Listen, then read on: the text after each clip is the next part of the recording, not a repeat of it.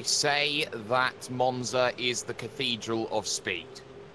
But this circuit, well, I wouldn't call it a cathedral, but I certainly would call it a church with a very steep spire. This circuit has one of the highest average top speeds that you will find anywhere on the calendar for this season. This is a circuit that really does test your ability to maintain yourself through mid-speed cornering and also on to the brakes through ever-decreasing parabolic corners.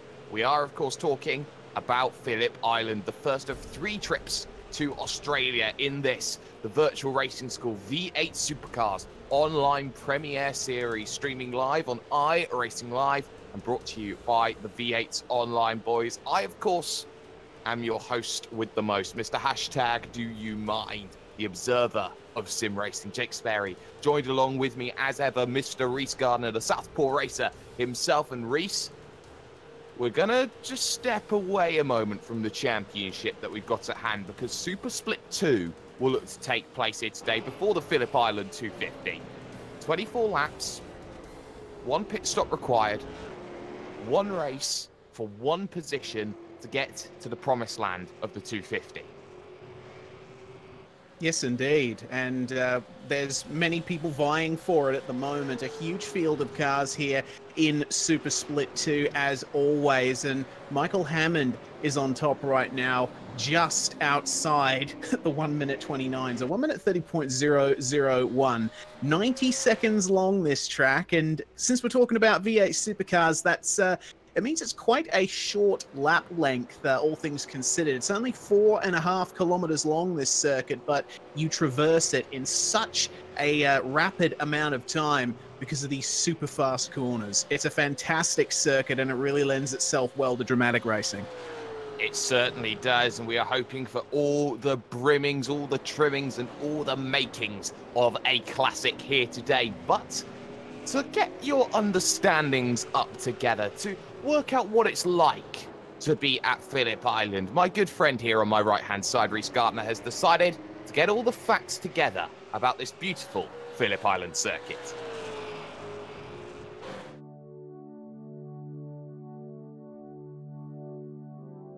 Barely off the coast of Victoria, a couple of hours drive from Melbourne and located right on the cliffside, the Phillip Island Grand Prix circuit is a popular and classic Australian motorsports venue. Its lap is fairly short, but the speed and flow of this track is unmatched by any other circuit in Australia. Starting and ending with high-speed, high-load turns, and with heavy braking zones and flowing, terrain-hugging bends in between, Phillip Island has served as an example of what a high-speed racetrack can be for over 60 years. Phillip Island's story begins before the current circuit was built. Racing on the island began in 1928. A rectangular circuit made out of the roads around the township of Cowes was used for the 100 miles road race, which is now considered the first Australian Grand Prix. A variety of layouts were used until 1936, upon which a newer triangular layout was used until 1940. Racing activities then ceased as a result of the Second World War. In 1951, a group of local businessmen got together to build a permanent circuit on Phillip Island. The Phillip Island Auto Racing Club was formed to finance the building of what was intended to be Australia's first international standard Grand Prix circuit. 7,000 memberships at £10 each were sold to finance the track. The design brief was simple: create the fastest circuit in Australia. Every turn was to be designed to make the fastest and most challenging layout possible. The original design was pretty much exactly the same as what was eventually built, but with one major difference: the direction was clockwise. It drew the skepticism of the investors because the proposed start of the lap complied with Victorian road safety regulations, which required a bend of a certain speed to gradually get slower as it continued. This went against the vision of the club, who did not want this kind of gradually slowing turn, so a simple solution was proposed: reverse the circuit's direction. Thus, Phillip Island was set in stone, or rather earth, when an Alfa Romeo traced the route of the track and certified it as above the 3-mile minimum length for international circuits. The construction of the track was fraught with delays and engineering hurdles, one of which was largely due to the bridge connecting the island to the mainland.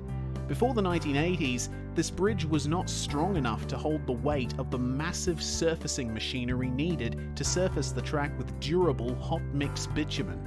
This forced the owners of the track to use cold mix bitumen, which in time would not stand up to the pounding it would receive from the force of cars racing on it.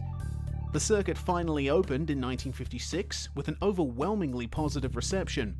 The status of the track quickly grew and culminated in the organisation of the Armstrong 500-mile race in 1960. By 1962, however, the surface had indeed been destroyed by the cars, and so the Armstrong 500 moved to Mount Panorama, where it eventually became the Bathurst 1000. The circuit came under new ownership in 1964 with an eye to redevelopment and reopened in 1967. The Phillip Island 500-kilometre endurance race was held for the first time in 1971, but by 1978 the surface had become unusable for racing once again, and the circuit was closed. The track lay mostly abandoned, aside from club sprints and historic rallies, for the next decade. Then in 1985, the track was purchased by Placetac and refurbished. The circuit was resurfaced, finally with bitumen that would last. The facilities were upgraded to modern standards, and the layout underwent its only change. The Turn 4 hairpin was moved forward and tightened to avoid the lake in the middle of the facility. The refurbishment of the circuit was a resounding success, resulting in the track beginning a long history of hosting the Australian Motorcycle Grand Prix in 1989 and the World Superbike Championship in 1990. Since then, along with V8 supercars, Phillip Island has cemented its place among the elite of Australia's motorsport venues. Phillip Island has been another iRacing V8 supercars mainstay, being introduced to the service with the original Ford Falcon FG01 back in 2012. Phillip Island was also the site of the first ever V8's online broadcast. This place seems to have history in online racing as much as real life.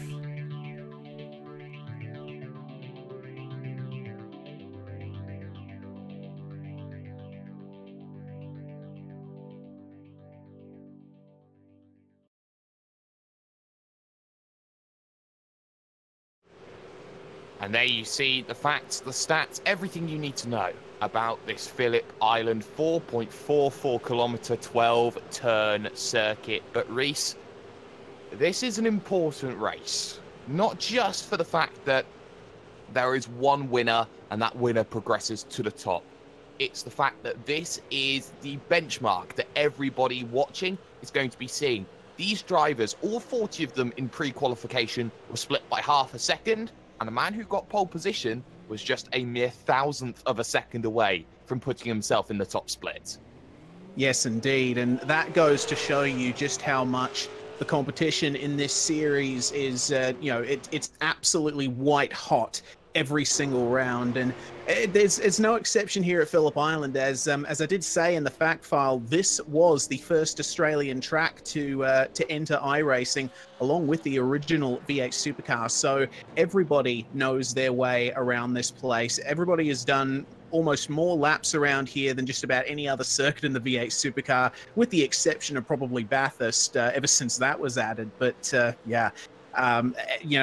it's such a fast lap length, and the times are just incredibly close. We see it every single time as the checkered flag flies in the session. We're about to go into the race session for this Super Split 2 race. But, God, it's so exciting. Streaming down into that turn 1, people will be just as close, and they'll be jostling for position. They certainly will. Let's just get yourself then your starting grid as things stand. Andrew Gillam will start from pole position, with Zachary Hanlon alongside Henry King. Will start from third. On the second row, joining him is Tom Curran. Todd Parks and Cooper Webster make up row 3, with row 4 fifth in the championship. Ross Rizzo having a bad pre-qualifying with Michael Hammond in 8th position. Row 5 sees Cody Bircher and also Jacob Knight. Peter Sattler starts in 11th place with Alex Greenwood in 12th. Adam Wyborn in 13th with Scott Nolan just behind him. Steve Jansen and Simon Black in 15th and 16th with Benjamin Smith and Matt Muggleton completing the 9th row, and rounding out your top 20, Ryan Bodley and JC Richards. Rest of your results then, cycle them down on your screen. We're getting ready to go at it. 24 laps, 1 stop required then. Let's start off round 4 of the championship. This is Super Split 2, the race to get into the 250.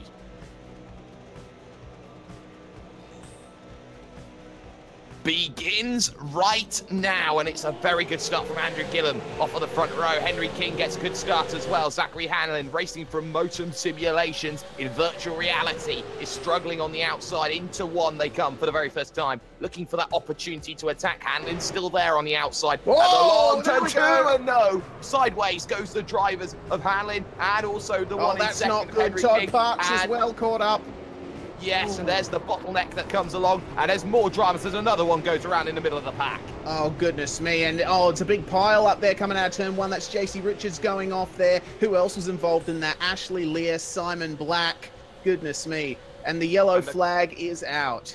And I'm not surprised with that. 5, 6, 7 different vehicles getting caught up. A big bottleneck, and that is not what Zachary Hanlon wanted. It's the first caution, surprisingly, we've ever seen in Super Split 2, but 5, 6, 7 vehicles going at it. This is such a big, important race. The first time on Australian soil this season. Everyone with a lot of abilities wanting to impress, and I'm not surprised that people's nerves just got a little bit jittery.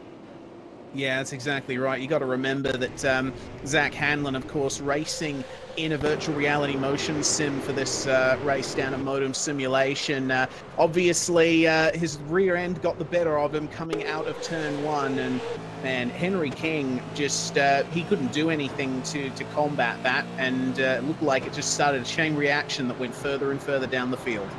Well, Henry King, I don't think, did too much wrong. He saved the vehicle, which was the most important thing, but it's the fact that he was still on the racing line. Do you feel it's the fact that the other drivers had nowhere to go? It all just sort of was like trying to run into an alleyway, and everyone's still trying to run through that alleyway. Do you feel that was the reason why all this incident happened?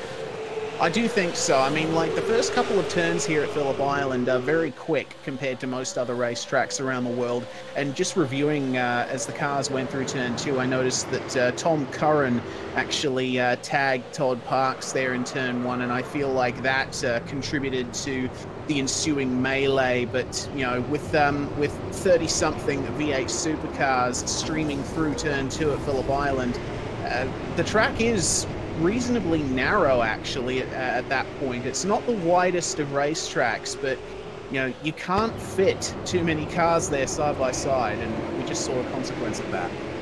No, you certainly don't. Let's get a run through then of how the field stands after that opening lap incident. Andrew Gillam still leads. He got clear. Henry King is somehow still in position number 2 as we stand behind the iRacing roof first safety car. Tom Curran is in 3rd position with Michael Hammond in 4th. Cooper Webster up to 5th. Up to 6th is Ross Rizzo. 7th is Cody Bircher with Peter Sattler in 8th. 9th is Jacob Knight, and Adam Wyborn is up into 10th. But get some of these big movers who have gone up through the field. Dylan Shepherd, he's plus 12 at the moment. Blake Neck, he's plus 9 at this stage.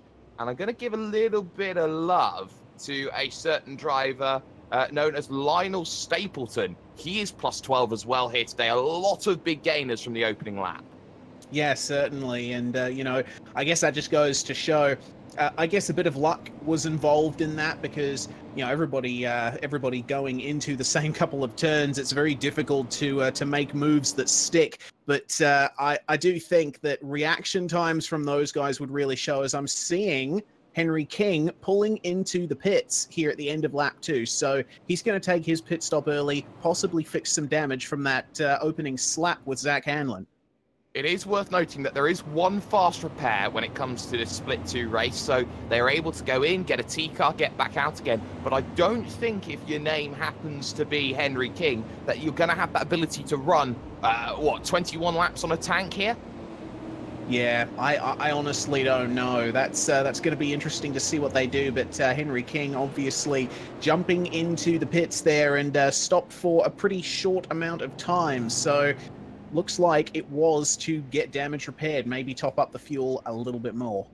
Ross Rizzo also down in on the lane, and the fact that everyone's stuck behind the safety car, it means that they're actually coming out in the middle of the pack and not at the rear of it. So with such a large field, means that Ross Rizzo actually slips it in between Damon Mulqueen and Mark Samuel. So that's down in the lower parts of the top 20. So that's going to be good news for him. It means he's got a little less work that he needs to do moving up through the field. But Reese, the lights are off of the iRacing Roof First safety car. It means that this time by, we're going green. Yes, indeed. And all of the guys now will just be waiting for the end of this third lap to come around so they can get going again. Andrew Gilliam will be psyching himself back up because from a standing start that we usually see in these events, it's not the quickest run to turn one, but when you're approaching it at a rolling speed, man, it really gets interesting. Fortunately for a lot of these guys, they'll be starting again in single file, so they won't have to worry too much about having to watch every single one of their mirrors coming into that fast right-hander banked turn one here at Phillip Island. But psyching themselves up for sure. Certainly psyching themselves up. Andrew Gilliam, Tom Curran in second, Michael Hammond in position number 3. Keep an eye out, though, on Cooper Webster. Here's a driver in the iRacing V8 Supercar Series that we see on a Monday nights on V8s Online. Always seems to find himself up there or thereabouts. A very, very impressive driver indeed. So, up Lukey Heights at the end of lap 3, looking to start lap number 4. Down the hill, looking for the brakes at the MG hairpin. On the brakes they go. And not much of a hold-up at this moment in time from Andrew Gilliam. He's very content to stay on the rear of that safety car, not backing up the field as much as, say, someone else will. But that pace car will dive left onto the very narrow one-track pit road, which will always make it different and always make it difficult. Pace now behind Gilliam. There we go. The final corner, sets it up. There's the run. Yes, you're absolutely right. And he looks to get that jump. Green flag, green flag. Let's get ourselves underway. And already Michael Hammond looks to go on the aggressive against Tom Curran. He'll move to the inside at the end of the Gardner Straight in towards turn number 1. He gets the nose in. He's looking to try and find some room. He doesn't have it. Outside for turn number 2. And can he hold it on that outside? No, and they're going to get the squeeze going because here comes Cooper Webster down the inside in a Scott McLaughlin-esque move and making that one look very lovely as they make the run to Honda of 4. Yeah, and you see Cooper Webster there just giving Hammond enough room to work with on the outside of Stoner. Hammond's going to have the inside here, and he's going to dive up the inside. He's losing it. So a little bit of a lock of the rears there for Michael Hammond, but amazingly, he manages to hold. And Cooper Webster, the spatial awareness from him was fantastic to avoid that turning into a bigger incident. Meanwhile, behind them, looking at Jacob Knight in the midst of Peter Sattler and Dylan Shepard, as I'm seeing a car around Henry King. His race is just going from bad to worse. From worse to diabolical, Henry King having a nightmare as things stands as the battle for third hots up. Hammond and Webster still going at it. Still got another few little scraps up and down the field as well as a little bit wide goes Dylan Shepard. He looks down to the inside at MG of Jacob Knight. Knight was left looking nice and day and round just in front of them. I believe that is going to be Cody Bircher. And Bircher then having to do a 360, get himself back going. But he's on that grass on the outside of 10 and 11. That's going to mean that he's dropping a multitude of positions now behind Wyborn. Yeah, so many positions lost for Cody Bircher, and that's right before one of the fastest points on the circuit. There's not much you can do there. Oh, yeah. And I'm seeing a few cars going into the pits now. Benjamin Smith and Tim Foltz among them. Just taking a look back through the field, Steve Jansen going in as well. So more guys taking their pit stops early. Yeah, and I think Sattler was looking to redress there as Alex Greenwood actually in position 7 is missing his rear bumper. So he's going to be with a lot less drag, shall we say, heading through the sections. Blake Neck now is looking to attack. Pit stops are happening early. Everyone wants to try and get themselves in. Squarely again, a lot of drivers seem to be on the brakes into 4 because you're going so quick into such a slow speed corner. It means that these vehicles just want to step out sideways. The amount of torque that they produce at high revs. Yeah, certainly. You also got to remember these cars have a locked differential. They're not allowed to change the coast and power lock settings like you can in most race cars these days. It's basically welding the differential shut. So you got to be very careful on the throttle in these things. Those rear wheels, they're rotating at the same rate through every single corner in every single direction. That means that you have to try and hold things together. It's very difficult sometimes to make that happen. Jamie McKnight then in the 027 looking to attack the 018 of Scott Nolan just in front, out of 11, looking for 12 then, and the opportunity arises, but the draft starts coming into play of Matt Muggleton. In front of that, Blake Neck now attacking Alex Greenwood. Let's look at this one down the Gardner Straight then, because to the inside maybe could be Blake Neck looking, but he's not got enough of a run here to really attack into turn number 1. He's hoping for opportunities, but they're just not forthcoming right now from the man who is plus 15, get this, already.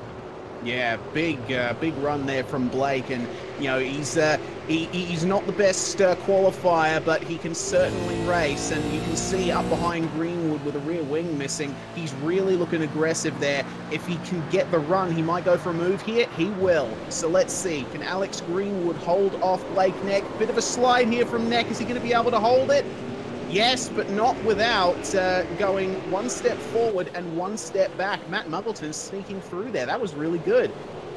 Oh, that was beautiful. Matt Muggleton just finding a way through, and look at the bottleneck now. Scott Nolan side by side with Jamie McKnight and Warren Pickering looking to try and get in on it in the Phoenix machine. In fact, I may get that wrong a lot of the time. As now, look at this, close. There was contact there. Pickering into the back of Jamie McKnight. I believe it's Fusion there, so I get my teams a little bit mixed muddled up. But Scott Nolan losing 2 positions, running wide, easy as you like. That one working well, but Andrew Gillum already 2 seconds. Yeah, it's looking pretty chaotic there in the midfield. So just noticed Pickering almost losing it at MG, but the top 3 is looking really interesting right now. Oh, you bet. With a big lead. It certainly does. We have some drivers who have come down in and pitted, and well, we've got a pass going on, and that was Hammond trying to get past Curran for position number 2. Well, Hammond, you need a bit more than that. You need maybe a bit more power, shall we say, as he looks to get past Tom Curran. But Curran, very resilient, not the quickest at the moment, but certainly holding off the man who started 8th. Yeah, certainly. Tom Curran there for Redback Racing Team. Those guys have been around for quite some time. And it looks like Tom Curran just going a little bit defensive there, staying further to the driver's right, locking the rears once again, which is going to allow Hammond through into 2nd. That's the 3rd time I've seen a driver lose it under brakes there. Well, it's so easy to do. Track conditions are cold, 26 degrees. Do you feel that the 15-kilometre-an-hour wind from the southwest is causing a lot of issues for drivers today? Yeah, certainly. Wind from the southwest, that results in a slight headwind down the front straight and little bit of a crosswind coming up to the hairpin, so it can unsettle the car slightly. But Tom Curran now facing pressure from Cooper Webster, who once again is looking incredibly good there. A very solid performance from Webster, and oh goodness me, I'm just taking a look further back as I'm seeing Neck, Greenwood and McKnight all in their own little battle pack here as well. We're starting to see drivers. Oh.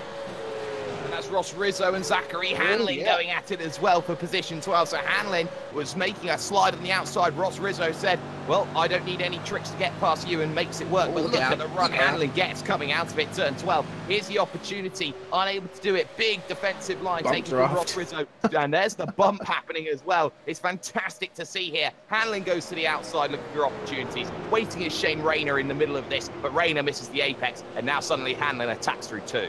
Yeah, and you can hold it around the outside through turn 2 here at Phillip Island, but it looks like Hanlon just got caught out on the dust and marbles there, losing a bit of ground to Rizzo once again. But you can tell, like, and this is why I love this track so much. This is why this track is so legendary. There's multiple lines possible through these corners, and it really lends itself well to just sticking it side by side with someone, as I'm seeing in the background there, Damon Mulqueen and Lionel Stapleton having a little bit of a bash there.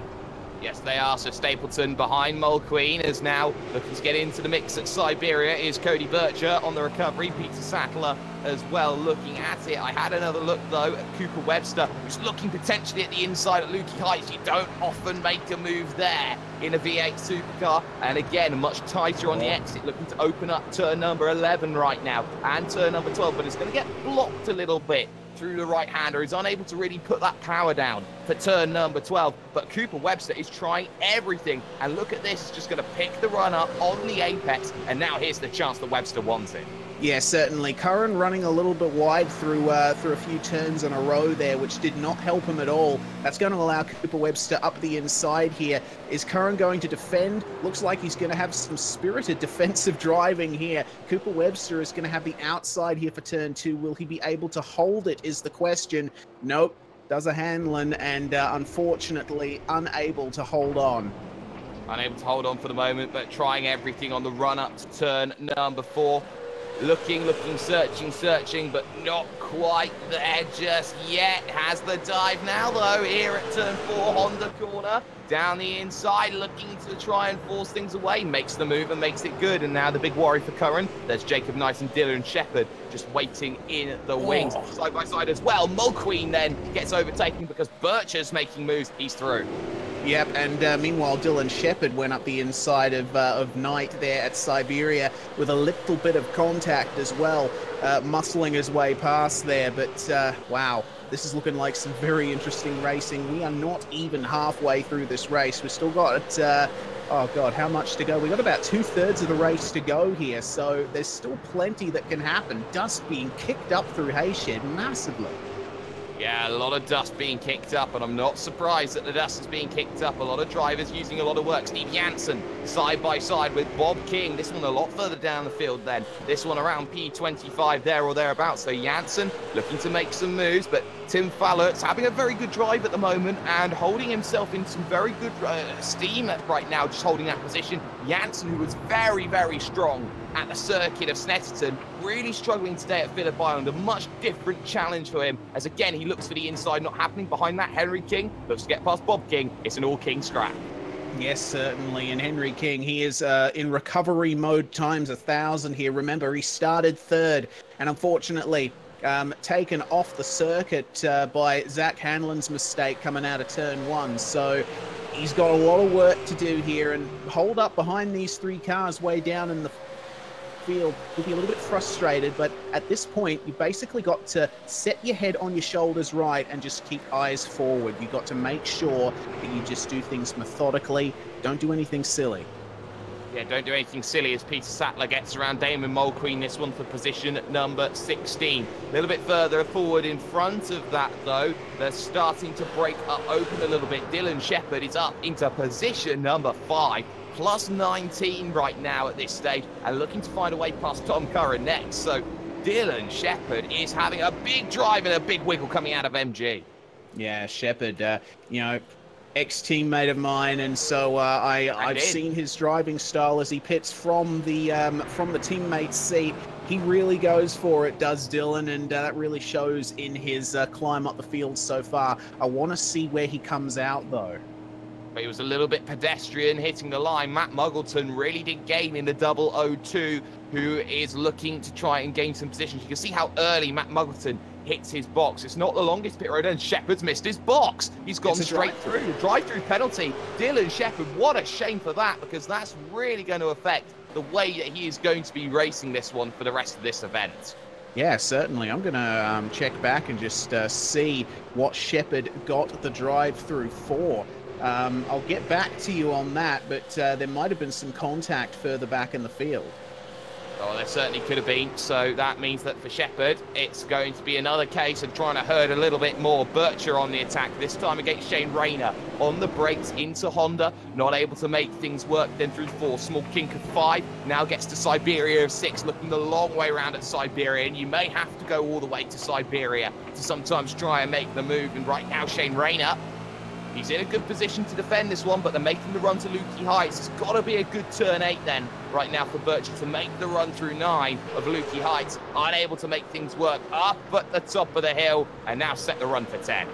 Yeah, Bircher here on a recovery drive as well after his incident with Mr. Sattler. Rayner just firing it straight to the inside of MG. Good defensive line that he's taking there. So Bircher's focus here needs to be that exit. He doesn't want to do what he just did, which is to say lose the rear end a little as Sattler just behind them goes for the pits. But oh, have a look at the run there that Bircher has on Rayner. And have a look at Ross Rizzo, though, first and foremost, because he's trying to attack Warren Pickering and is unable to make the move through turn number 1 and won't get it through 2. Behind that, though, it wasn't quite there for Bircher against Shane Rayner. 2 drivers come in. One of them is a certain Mr. Hammond, and the other one is a certain Mr. Let's get a look at this one then. Jacob Knight, coming out of pit road as well. Pit window is firmly open right now. Rizzo. It's a game of strategy as Rizzo down to the inside. He caught out the man in Amazon colours, trying to make the move, but Pickering tried to get it back at Siberia. Yeah, looks to me like, Rizzo lost the rear a little bit, but Warren was just unable to get the power down and take advantage of that. Rizzo, we saw, was quite aggressive there behind Pickering, and I expect him to drive away a little bit here. We'll see what happens, though. Well, we certainly will see what happens. Race leader, though, comes in. Andrew Gillum, who has amassed a 6.4 second advantage already at the end of lap 12, so he dives down onto the lane. And this is early, but this is very good for a lot of drivers because that safety car would have meant that a lot of drivers have been able to save fuel. Yeah, certainly. You know, it is a mandatory pit stop here. So I guess the focus now is on minimizing the time that you have to be stopped. So Gillum goes in. Meanwhile, behind him, I'm seeing Tom Curran. I'm seeing Cooper Webster going in behind them. Also a Fusion Sim Racing car. That's Blake Neck. So more drivers taking their stop. Gillum is out, taking the motorcycle pit exit there, and he's going to come out just ahead of Darren Lord. Is he, though? Because Lord's going to go straight to the inside. Big wiggle. He was scared there of Darren Lord on the inside. He holds it together. Webster's got the jump, though, on Tom Curran. That's going to be very crucial moving forward. So Tom Curran is going only one direction. That's backwards. Here comes Bircher, though, to the outside of Rayner at the turn number 4, but gets hung out to dry like yesterday's washing, meaning that Cody Bircher has to wait once more. Shane Rayner is doing a fantastic job of defending against the hard-charging Bircher. Yeah, he certainly is, and you know, his defensive line at MG a couple of laps back really showed that. You know, it shows a good knowledge of the circuit, knowing where exactly to place your car. As I'm seeing Bircher just hanging the tail out there through Hayshed, you know, you said it, Jake. He's hard charging at the moment.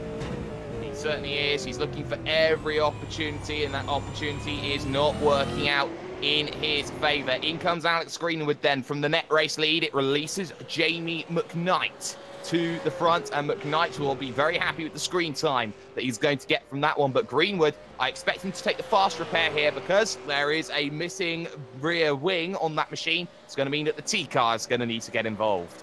Yeah, certainly. New rear wing on that Commodore stat. Meanwhile, Warren Pickering, James McKee going in as well, Mitchell Bales and Dylan Shepherd coming in for his routine pit stop. He will not be happy with the current circumstances in car 43.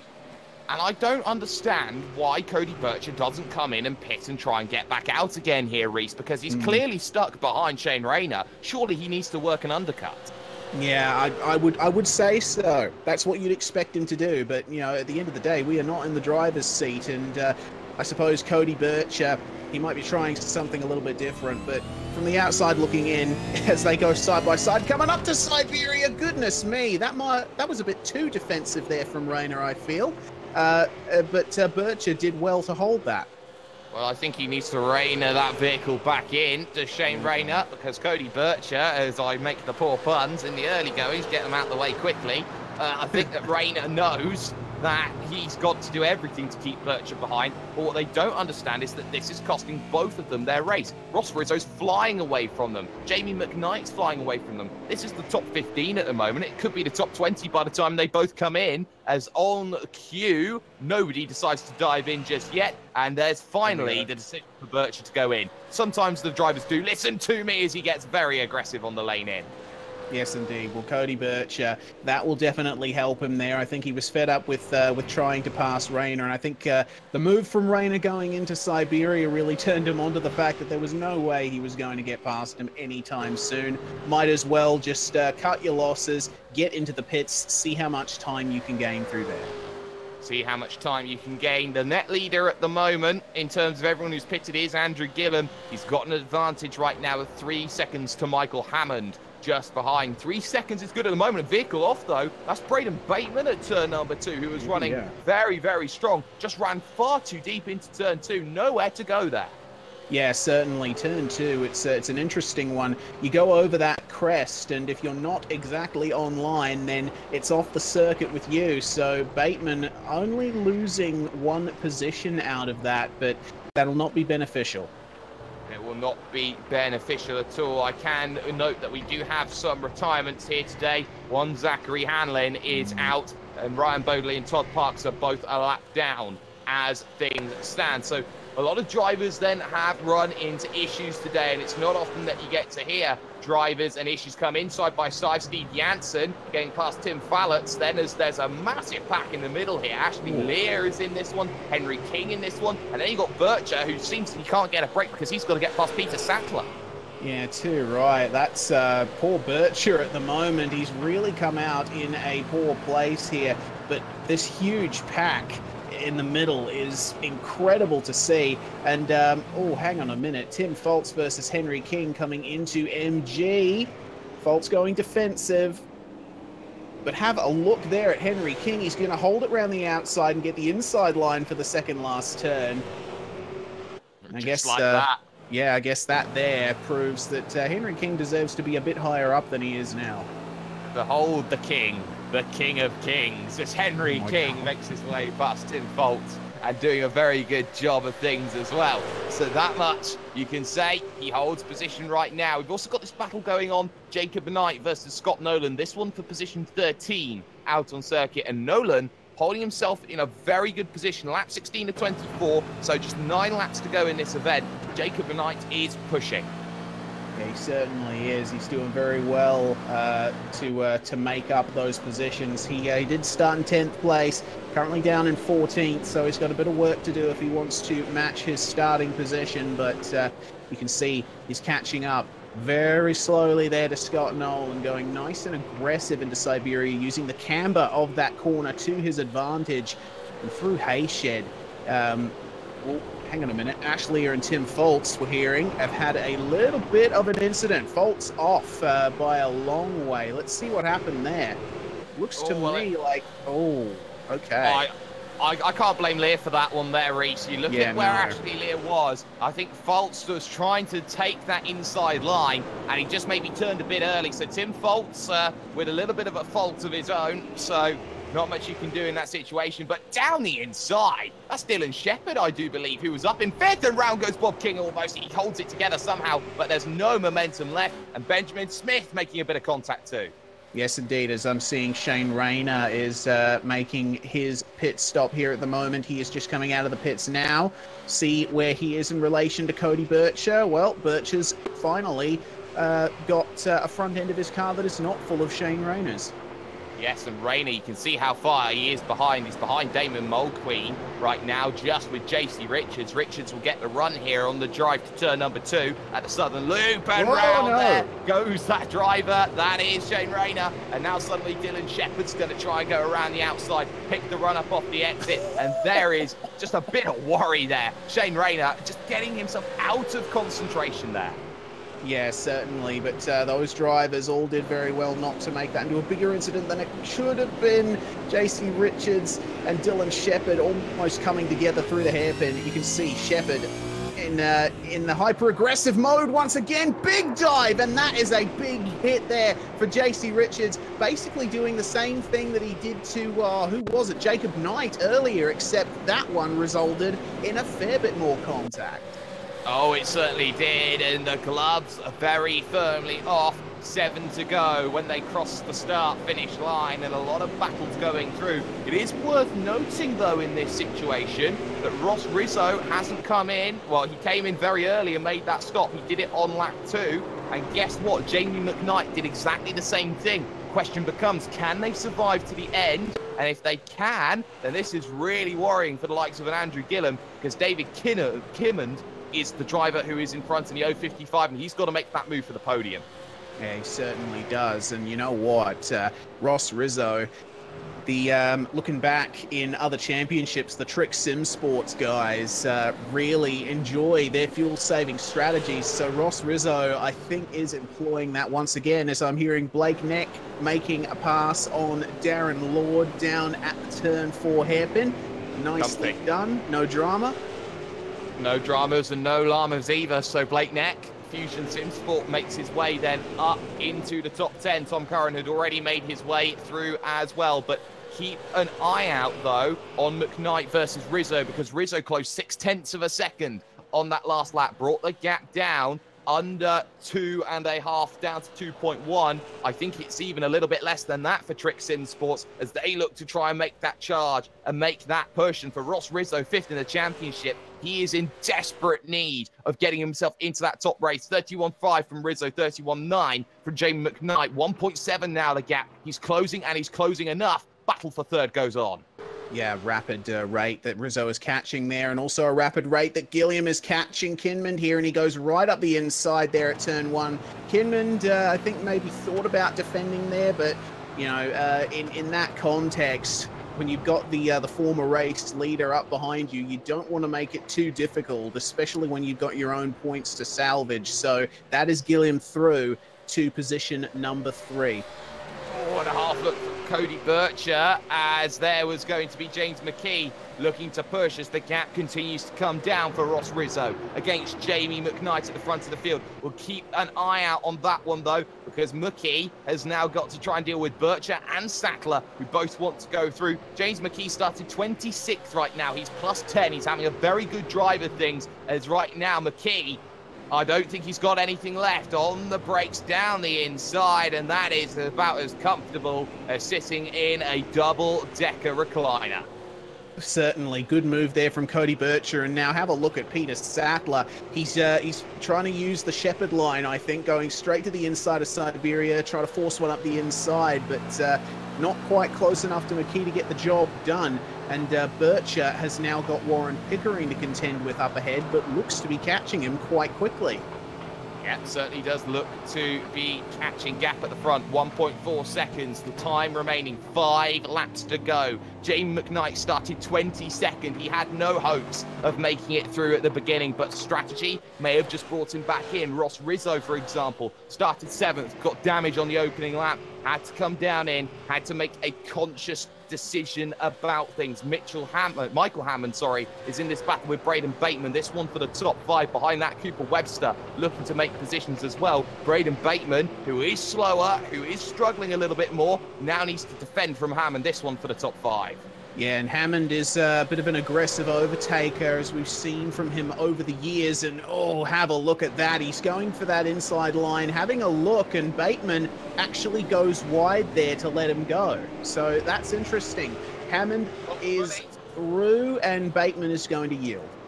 Yeah, finally yields, finally makes his way through, finally makes that one look comfortable. So that is a very, very nice move from Michael Hammond. Next will be Cooper Webster trying to make that position. But Ross Rizzo again is closing down that gap. He's forcing Jamie McKnight to run faster and faster and faster still. 4 laps to go then at Phillip Island when they cross the line. That gap has visibly come down. I think for the first time it could be underneath 1 second as they cross the line. They cross the line right at the very end, and it's another 31.4, and it's just over a second, a little bit more, but draft now comes into play. It certainly does, and we will be looking for Rizzo to really start reeling McKnight in the next couple of laps. I tell you what, both of these guys are doing a fantastic job at the moment, but Rizzo, I think, definitely has the edge Meanwhile, in the lower reaches of the top 10, I noticed that Cooper Webster really harassing the back of Braden Bateman here in turn 2. Oh, he is. He's trying to get that run. Pick it up then through the Southern Loop. Head through the Casey Stoner corner of turn number 3. And look at yourself for an opportunity at Honda. Of course, a former Honda test track here. Phillip Island on the brakes. Big lunge down to the inside. Braden Bateman getting baited into just leaving it there. So Cooper Webster comfortably getting himself the position as Jamie McKee was side by side with Sattler through 1 and has lost the position now onto the run to 4. Indeed, he has, and wow, McKee a bit offline going into the turn 4 hairpin, but Sattler holds on. Meanwhile, I'm having a look further back, further forward. I think just at the edge of the top. McKnight. Whoa, yes, okay. He couldn't do it. Go. He couldn't do it, and that is going to let Ross Rizzo through into the lead. Can Rizzo hold on? 3 laps then. That's all Ross Rizzo has to do. Just 13 kilometers and a little bit more. Jamie McKnight had to bow out as Adam Wyborn is spread eagle across pit road as well. That one is okay. So the question becomes, can the Trick Sim Sport machine hold 9 seconds to Andrew Gillum and survive all the way home? So if he has to ultra fuel save, he is able to do that, Reese. But Andrew Gillum now, running 31 flat, has to do everything to chase down Ross Rizzo. He certainly does, and I don't think there is any way that he'll be able to make up that gap unless Rizzo just flat out runs out of fuel with 1 lap to go. And well, side by side, Jamie McKnight comes out of pit road and he's just ahead of Jacob Knight. So you got a Knight against a McKnight. So it seems that we've got a Scotsman in terms of, in essence, looking to battle it out. As now you can see the Knights trying to get past the McKnight. So, but I'm holding it. Yeah, and it looks like Jamie McKnight doing a very good defensive job there, just holding off Jacob Knight. Meanwhile, side by side behind them, Alex Greenwood and Scott Nolan. Will Nolan be able to hold it? Will Greenwood be able to hold it? Looks like he will. Very nice. And that right there is Siberia in a nutshell. Banked, you can hold it around the outside if you're brave enough. Oh, and how brave is Alex Greenwood? He made that one look beautiful on Scott Nolan. And Scott Nolan won't have much to fight with. Tom Curran now is attacking. This is against Matt Muggleton, this one for position number 7. And there's 2 to go when they cross the line. So Matt Muggleton, he's hoping to hold on to this one, Reese. But you have to feel Tom Curran in the 911 machine. Well, he may need a bit of police assistance. Yeah, who knows what's going to happen here. Curran in draft range, and Blake Neck is behind them in 9th place, just looking to see how this goes. Blake will be hoping that these guys will slow each other up. Remember, both Muggleton and Curran are out of position by a long way. Curran started in 4th, is now in 8th. Matt Muggleton started 18th and is in 7th. Blake, with his monumental run from 23rd up to 9th, he'll be looking to make it 2 more positions if this battle doesn't work out well between Muggleton and Curran. And it looks like they're slowing each other up nicely. Let's not forget, David Kinmond is getting the Driver of the Day award at the moment. Oh, yeah. 30th to 3rd, and he's got to hold off Hammond and Webster and Braden Bateman, and there's just a lap to go when they cross the line. So Ross Rizzo leads this one. The gap came down to 8.3 between himself and Andrew Gillum, but I think Rizzo is just trying to wrap this one up. The question becomes, does Ross Rizzo have enough fuel as he lifts very heavily through the left-hander at the turn number 12 corner to set up one final lap at Phillip Island? He does a 1:31.8 once again. The lap time comes in from Andrew Gillum then as he crosses the line. He does himself a 1:31 flat. He brings the gap down 7.6 seconds. Side by side though for 3rd as Kinmond is left with nothing to fight against with Michael Hammond. Hammond gets himself past, and now Cooper Webster wants to think about making the move. We'll focus on this one, the battle for the podium, just for now, because here comes the driver of Cooper Webster hoping to find the inside, and Kinman's going to fight for everything now. Holds up the man through the mid part of the corner, get the run up off of the exit, but he doesn't have much to fight back with. Cooper Webster was unable to attack as they now make their way to turn number 4 out on circuit. This one being Honda. Kinman gets the Ooh, advantage. right in the middle of the road. This big brakes, middle of the road, but to the outside, he still tries. Does the driver Cooper Webster. He runs out of road to work with, so he has to sit and wait. Does he have the opportunity to come back at Siberia? The answer is no. He doesn't have enough woolies on to make that one work, but he'll try for the up and under. But for the moment, Ross Rizzo, Lukey Heights, on the brakes down into MG, and this is testament to why he's fifth in the championship, because he played that strategy card to an absolute T. Ross Rizzo, take a bow round through turn 12 and will make his way the first two-time winner of a Split 2 race and will get himself victory in Super Split 2. He advances to the 250 in the battle for fourth, though, Reese. Keep an eye on this one, because Kinman is not out of the woods. No, certainly isn't. They've only got one turn to go. Can Cooper Webster get past him? No. Looks like Kinman is going to hold him off, and I have to agree with you on the assessment for driver of the day in Super Split 2. Kinman, fantastic run. Brilliant job. Fantastic run indeed, as the final drivers look to try and make those final attempts at getting through. They're not close enough, though, really, it seems, to get an opportunity. Damon Mulqueen versus Henry King. King's recovered back to 20th. That's pretty impressive. And he's out. So there's one position gone. There's two. Henry King. Well, the King's just lost his crown, and the throne seems a little bit less glamorous. Yeah, well, tell you what, you can't fault him for trying, can you? He did a fantastic job to try and recover from that lap 1 incident. He will have to settle for 22nd position, but we did see some fantastic driving from him there. Oh, we certainly did. So let's get classified results from the circuit of Phillip Island. Super Split 2. This is how things have ended. Ross Rizzo with a fantastic drive, played the strategy game to a T, and holds on for victory. 6.8 seconds in the end from Andrew Gillum in second position. Michael Hammond finishes third with the driver of the day, surely, David Kinman. 30th to position number 4 in the end. Cooper Webster comes home in 5th ahead of Braden Bateman, with Matt Muggleton finishing home in 7th. Tom Curran in 8th, with Blake Neck in 9th, and the man who had to stop for a splash and dash of fuel, Jamie McKnight, in 10th.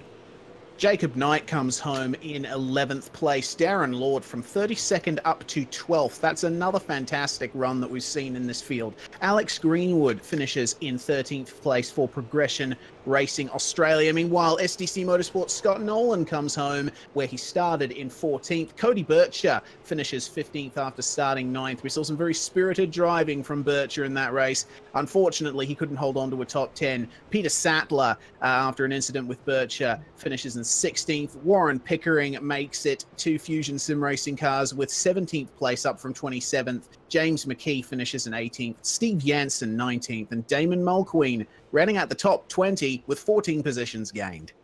Shane Rayner finishes in 21st, and it's two little ducks for Henry King, who will not be happy about his race today. Mitchell Bales into 23rd position, so Benjamin Smith finishes 24th. Bob King in 25th, with Lionel Stapleton in 26th. Ashley Lear and Mark Samuel make 27 and 28. 29th and 30th is going to be Dylan Shepherd and Tim Foltz. I'll take the rest from here because we've got a few drivers laps down than the rest of it. JC Richards, the final vehicle on the leading lap, 31st, with Todd Parks, Ryan Bodilly, Adam Wyborn, Simon Black, and Zachary Hanlin starting to struggle towards the end of the race. But what an opening race that is. If that's going to set the precedence for the action that we got going on when we come to the Phillip Island 250, then by all means, this is going to be a race to remember. Stay with us for a moment on V8's Online, of course, on iRacing Live, because very soon we're going to go to qualifying. When it comes to the racing acumen we have here today, Phillip Island's 250 comes up next.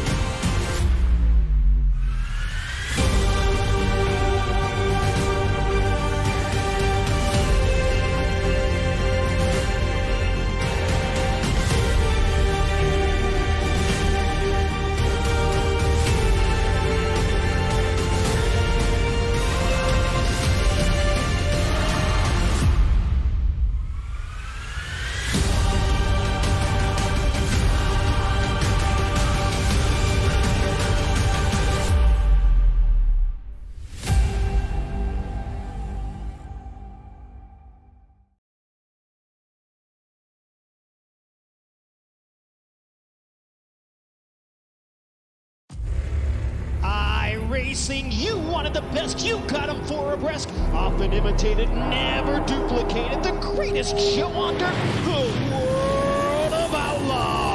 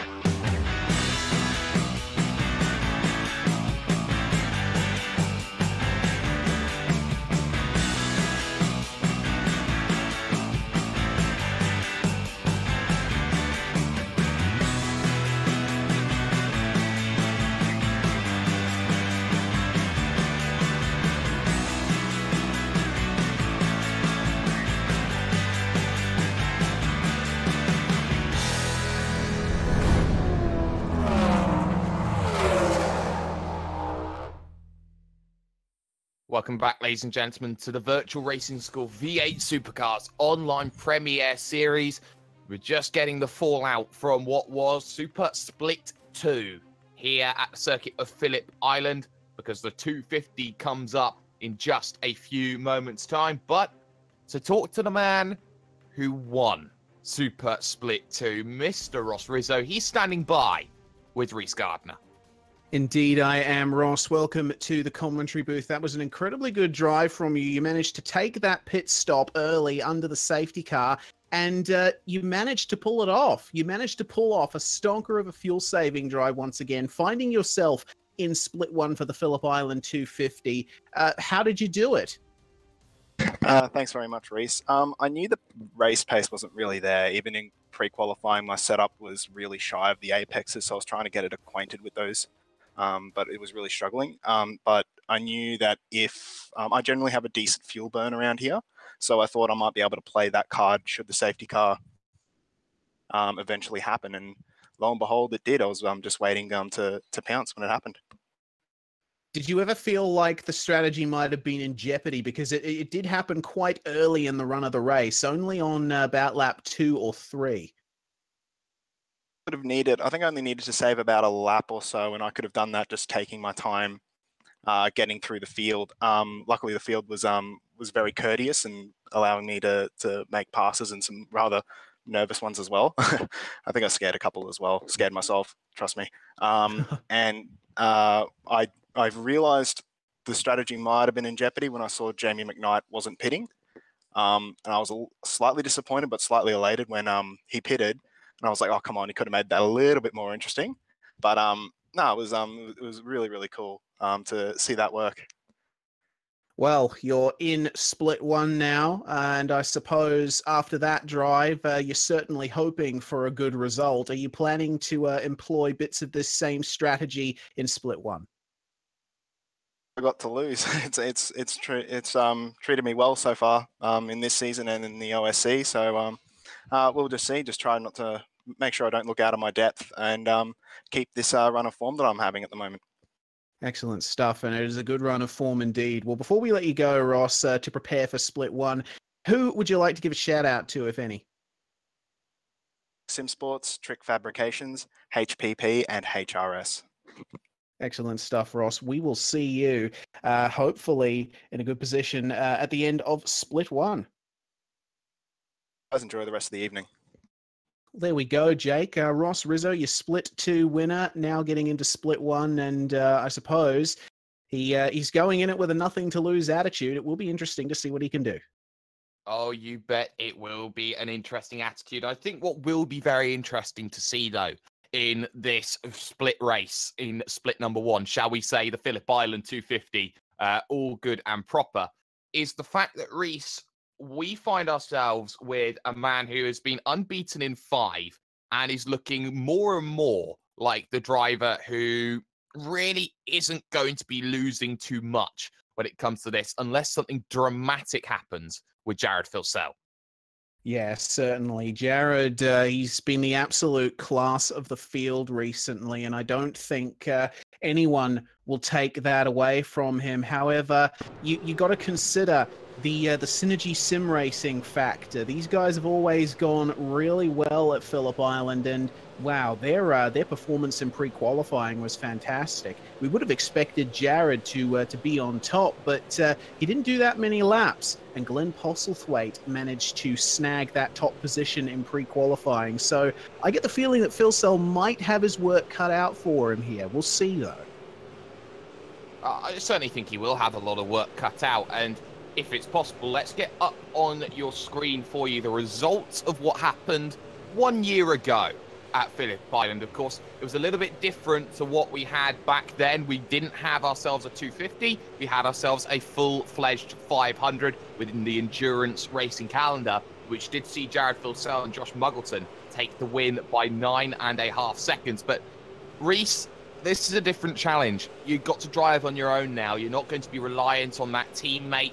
And you are seeing a lot of different drivers up and down that field who made some really good progress a year ago. Brenton Hobson and David Moore, for example, did a great job. Dean O'Brien and Wayne Burke, who thought they would be up in position number 3. Yeah, certainly. Dean O'Brien and Wayne Burke were one of the best pairings, I think, in last year's Endurance Cup. Got to consider, though, as well, Dane Warren, who drove with Luke Harvey last year. They finished in 4th. And Dane Warren, well, I think if there's one thing you can't accuse Dane Warren of, it's being out of practice. He is there every week in the official series, going about his merry way, and I would expect great things from him here once again. So I'm looking out for Dane Warren. Of course, you know, a full-fledged 500 kilometer, almost said mile. We're metric down here. A 500 kilometer race. It really throws up some interesting strategy calls, you know, with the almost 3-hour length, safety cars, etc. This is a little bit different. Half the length, and they've got to stop 2 times. 2 mandatory pit stops here. Well, 2 mandatory pit stops are always going to be very, very interesting. But something else that I find very, very interesting is a stat that I want to put for Dane Warren here. Do you know this, Reese? He's won 8 times in the V8 Supercars on Mondays since January. Yeah, and you know what? That is a fantastic run of results there. Eight wins out of oh goodness me, how many weeks has it been? 4 times 4, 16 weeks. So yeah, roughly every second week since the start of the year. It's a fantastic job there from Dane Warren to get that kind of results run going. So who knows? We'll wait and see. He's always threatening to break through, isn't he, in the regular winners' circle. Oh, he certainly is. Let's get then up for you on your screen. The championship standings then as we head into the Phillip Island 250. Jared Filsell, 1,335. He's 65 points clear right now of Ethan Grigg Galt, with Brenton Hobson in third position. Emily Jones fourth in the championship. Ross Rizzo in fifth. But there are a lot of surprises up and down this field.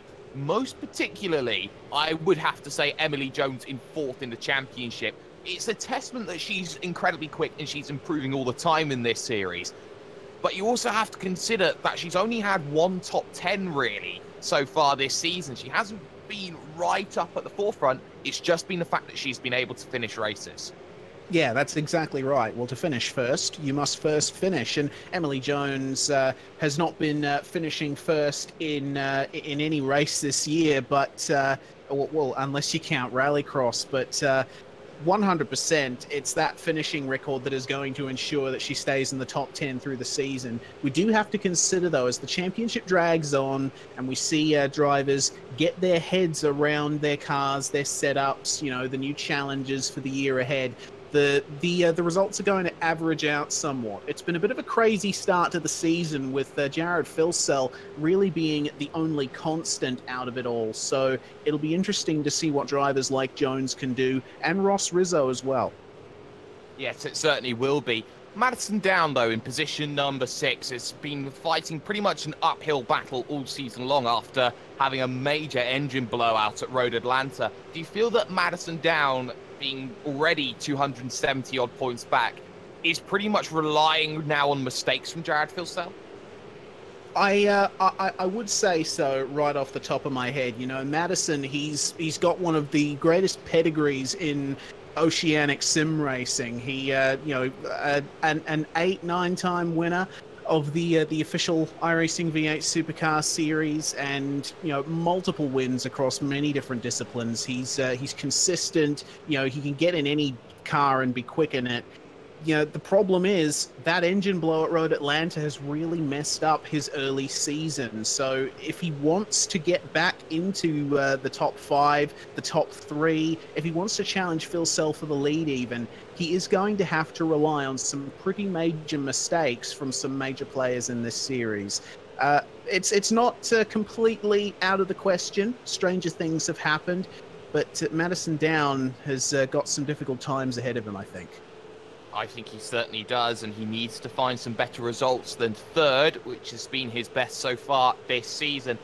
A driver that I do want to talk about who has been on the struggle a bit is the 097 of Ford's Dan El Nabi. He's really struggled to find himself a real run of consistency, despite clearly having the pace to be running top 5, if not podium runs. Exactly. Forzan, he's shown that he has some incredible pace. I mean, we saw at the first round of the Oceanic Endurance Championship, he was almost the class of the field in the GT category, and his fuel saving penchant that he has, very similar to what drivers like Ross Rizzo, Ethan Grigg Galt, and Ian Ford do. And he has so much potential there. He has the potential to break through into the podium, the winner's circle here in V8SCOPS, but little things just keep happening to him. He keeps getting caught up in incidents, you know, sometimes making mistakes at crucial stages. It's really hurt his overall results. You know, Forzan's results, they don't tell the full story about his driving. No, they certainly don't, and I definitely would agree with you with that, but sometimes your results are the only thing that can really hang over your shoulder and say, well, this is what I've got to offer. So that's going to be the big issue today. But let's talk synergy right now. Glenn Postlethwaite, the fastest man in practice at the moment. Michael Schreier's up there in position number 3. You've got Jordan Ross in the mix, as well as the likes of Wayne Burke and also Brenton Hobson. This is a scary synergy sim racing here today, and I think that every team has got to look at what synergy are bringing to the table here and go, well, we've got to have some of that. Oh yeah, certainly. Like, Synergy Sim Racing, they have a history at Phillip Island. They know how to set their cars up for this place, and their drivers, you know, Synergy, I think, is, in my opinion, one of the more underrated teams in the AusNZ sphere. they have so much professionalism in their team, and they have so many fantastic drivers at their disposal here. And I suppose it's really at places like Phillip Island they really shine. As you said, Postlethwaite, and as well as Jordan Ross, Wayne Burke, David Moore, Brenton Hobson, all of those guys, they are fantastic drivers, and they've all seen top 10s, top 5s, threatening for wins in V8SCOPS pretty much since its inception. Might they break through today? I don't know. They, you know, Postlethwaite, he topped pre-qualifying. He's at the top of practice right now, but anything can happen. Anything can, and it normally does, and that much you can definitely say.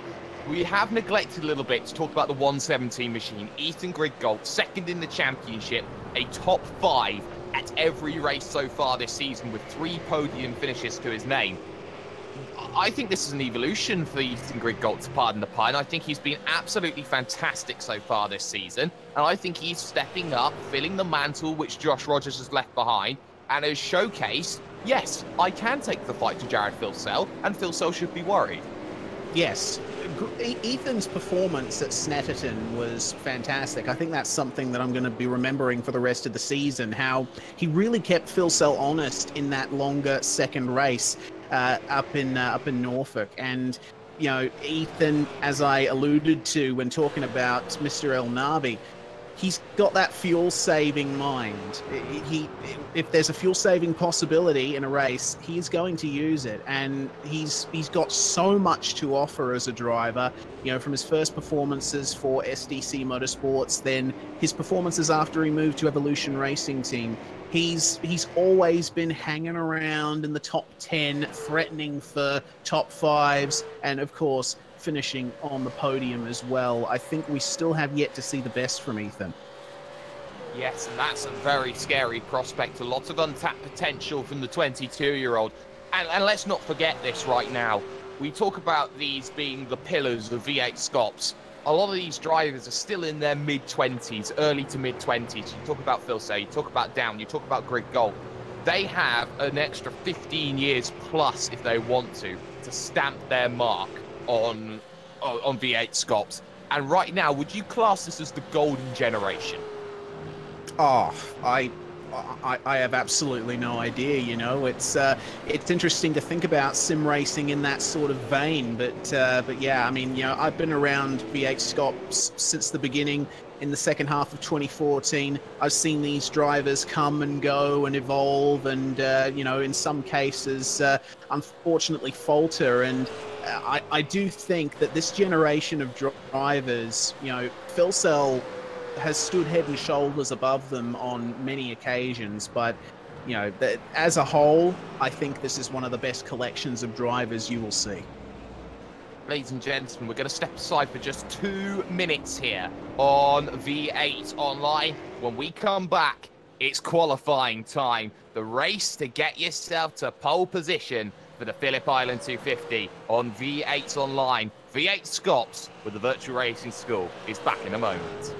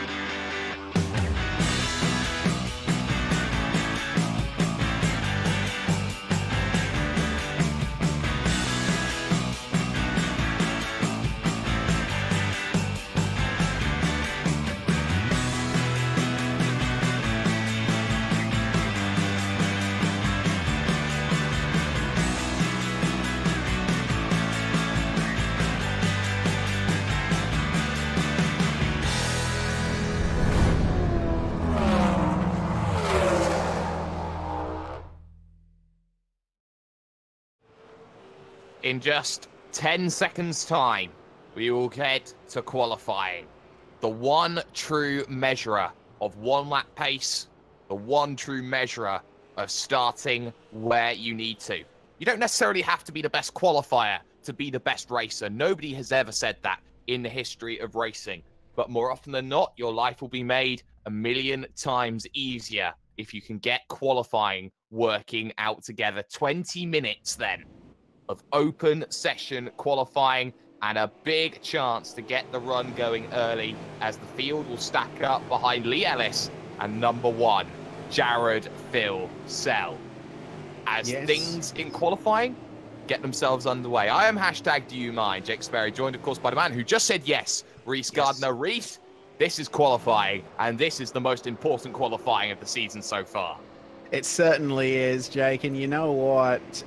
Eyes will be on the Synergy Sim Racing boys because, as we discussed earlier, they have basically come from almost nowhere to get 6 cars in the top 13. A fantastic run from those guys. Of course, Phil Sell is the one leading the pack right now. You know, it's a chain of Trans-Tasman racing cars up at the front, all hoping to get a little bit of draft and improve their positions. I'm sure Synergy will be wanting to do the same thing, but draft is basically everything here at Phillip Island. Such a high average speed. Such a high average speed, and making sure that you have a few friends to work together with is going to be vitally, vitally crucial. The man at the front of the field, though, Jared Phil Sell, he does not have any draft as he looks to attack on his flying lap. This is going to be a very, very crucial one. We'll go on board with him then for a full flying lap then of the circuit. Reese, take us through the challenges then of a lap of Phillip Island. Well, it starts right at the last turn. You're grabbing 5th on the exit just as you go over that curb. You don't want to spin out on the exit of the last turn. Crossing the start-finish line now is Jared Phil Sell, up in 6th gear, watching for the braking marker, down into 5th through turn 1. It's slightly cambered. You got to keep it to the inside, get back on the throttle. Multiple lines possible here through the southern loop, turn 2. Phil Sell is just keeping it to the inside over the crest as it goes through this nice dip. And then you just need to be very careful up into 4th here, coming down through this flat-out left-hander stoner. Very easy for the car to lose it through here if you're not careful. Then instantly on the brakes for Honda, the hairpin at turn 4. Very tight, the only part of the track to not be on the original layout. And then down into Siberia. This is an incredibly banked 180-degree turn where you can easily go side by side if you like. And then it's just about flat out through H. A little bit of a lift here through the right-hander and then over Lukey Heights. A 4th gear turn, just sticking to the inside once again over the crest. You want to keep it to the left because now here is MG. Another slightly banked corner and then up into 2nd, short shifting into 3rd, just feathering the throttle through this second last corner. You want to be extremely careful out of there. Another spot where you can spin out. You got a lift in these V8 supercars for this final turn, up into 4th gear and then just grabbing 5th once again on the exit, and that is a lap of Phillip Island. Easily one of the best circuits that Australia has to offer.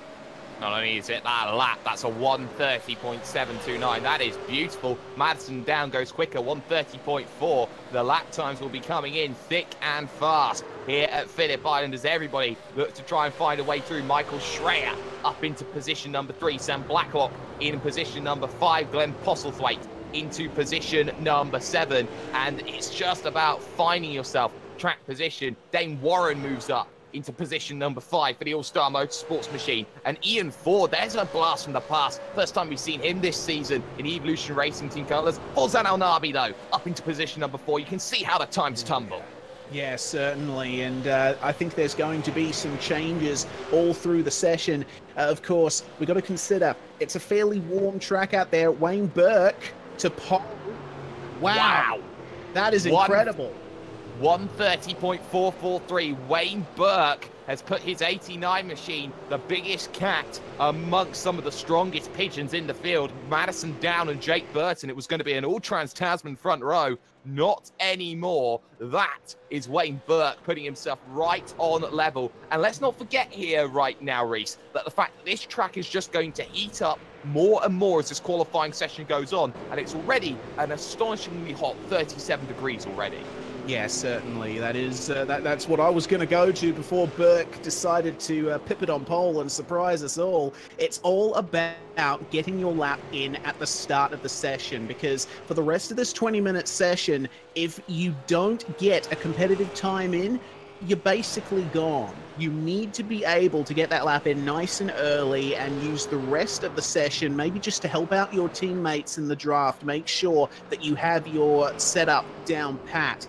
Because, yeah, a 37-degree track in weather as clear as this, man, it's certainly going to be hard on those tires once that rubber on the racing line gets molten. And we see drivers pulling into the pits after their initial runs now. Yes, we certainly do. Drivers who have yet to set a competitive lap time include Simon Feigl, who is 16, 17, 18 seconds, actually, off of the pace at the moment. That was an outlap. Michael Cracknell is one of the drivers, as is Kai Sloggett. So a lot of drivers find themselves struggling in the early stages, but this is going to be topsy-turvy. Yes, you've got time during the race to think about making positions, but the more positions you can get right now, then the easier things get later on. But get this, though, Ethan Grigalt is down in only position 14 at the moment. Yeah, and that's that'd be slightly concerning for him, I think. Just looking around him, he doesn't have any teammates for company, so I think it would be beneficial there for Ian and Ethan to get out there together, see if they can get up the field a little bit more, because, you know, we've said it before, the fuel saving strategy. These guys at ERT are big fans of it, and I think if they were able to get a little bit further up the field in qualifying, they could really make it work for them in this race. We'll see how Ethan goes on this lap, though. It looks like he might be about to start one. Yeah, well, Ethan wants to get some times in, and he wants to get this one going up further through the field. 1:30.886. His fastest time. He's got to find 0.004 of a second to get past the fastest man when it came to pre-qualification, Glenn Postlethwaite. So a lot of work needing to be done from Mr. 117. In front of him is Ian Ford, his teammate. Guy Leach just in front of that as well. So a lot of worries to try and get through incredibly quickly through turn number 2, the sudden loop. Getting that back onto the curb, doing well, and crucially enough, just behind is Emily Jones, who will learn a lot actually staying behind Ethan Grigalt, who is looking to be on a blinder. Yes, indeed, and he's got a little bit of traffic here. Guy Leach just running wide there at Honda to let him go. Good stuff there from Leachy for Sky VR46, running a Lymphoma Association livery this round, which is really awesome to see. Yeah, that is awesome to see as he gets turned around, and just like that, he keeps it out of the barriers. No escape rule is in full effect. You are not allowed to jump out of the vehicle. If you jump out of the vehicle out on circuit, that's it. The car is effectively being towed back to the garage for the remainder of the 12 minutes remaining. When it comes to the racing acumen, top 5 currently stays as it is at the moment. Jared Philsell, surprisingly, or unsurprisingly, has struggled a little bit in qualifying, has not liked the circuit, has not adapted well to it, and being 3/10 off in qualifying, having to work from 6th place. This is not the Jared Philsell we know and love. No, certainly not. I'm just looking at the ERT cars coming up to the line. So Ian Ford dragging Ethan Grigalt across, and Ethan does not go faster on that occasion. I think the traffic that he experienced on that lap hampered him a little bit, but briefly going back to Philsell, he's just come back into the pits. Saw him going slowly out on track just before. Certainly not in the position that we would expect him to be. Remember, this guy has won every single race of the season so far on the trot. So I don't know what he can do from here. The session is almost at its halfway point. The track will be super warm now. I don't know if he'll be able to improve. Well, I don't know if he's going to be able to improve much, but what I will definitely say is that a lot of drivers are maybe pushing in areas that maybe we didn't think they would be. Christian Hinton, for example, is up in 17th position. I think that's a fantastic qualifying effort at the moment from the 623. And who thought that Craig Jones in the 111 machine would be the leading Jones so far in qualifying? Yeah, certainly. That is very awesome to see from Craig Jones in the CMR team number 111 car. Those guys have been doing very well, just being there or thereabouts all throughout the field in V8SCOPS so far. And of course, in other championships that we broadcast here on V8s Online as well. So Craig up in 16th, Christian Hinton for KRF Motorsports up in 17th. Some very good performances coming out of this session so far. Yeah, some very, very good performances so far. Michael Schreier is the one that I'm most impressed with at the moment, including Wayne Burke as well, actually. Because Michael Schreier, he's up there inside the top 10 in the championship, tied up with some very, very strong results. He had a 7th last time out at Snetterton. He could go even further with this if he drives this to the ability that we know Michael Schreier has. Yeah, certainly. Schreier, another V8SCOPS veteran, another V8 supercar veteran, actually. He's been there basically forever in terms of my memory, which I know isn't always the best. But Michael, he did sit out last season to be the part of race control as the driving standards advisor for Oceanic Sim Racing in this series. But he's back in the driver's seat now, proving that he has lost absolutely nothing with some time out of the seat. Losing absolutely nothing sometimes proves that you still got it. You still got some. And I think that a lot of drivers want to prove that they still got some. Drivers like, for example, Wayne Burke, who's on pole position. Jake Burton, for example, who has been, a little bit missing from time to time. He has a lot of work in the Toyota 86 series that you see in Australia. So Jake Burton, he's trying to take that pedigree back to the track, and in position number 3, he wants to go out and prove, well, actually, yes, I am one of the quick boys here at Trans-Tasman Racing. Yes, this is an all-star team when it comes to the V8 supercar, but I can hold my own just as much as Madison Down and Jared Filsell can.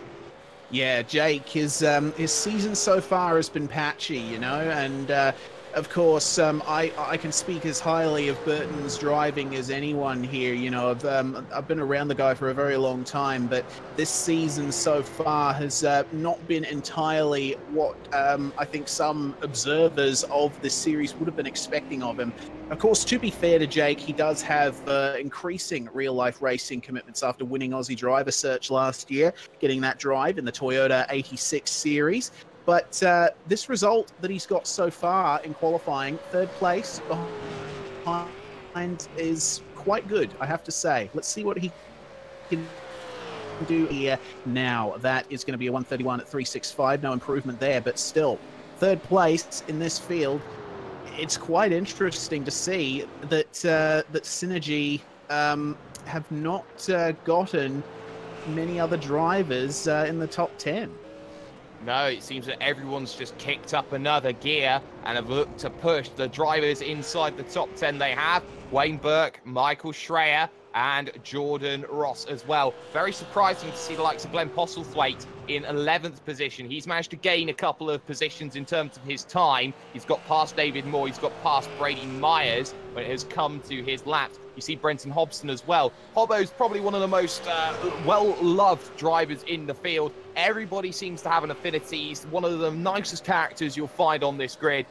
And after a second at Sonoma, I think Brenton Hobson wants to go out and prove himself. 3rd in the championship, he wants a bit more.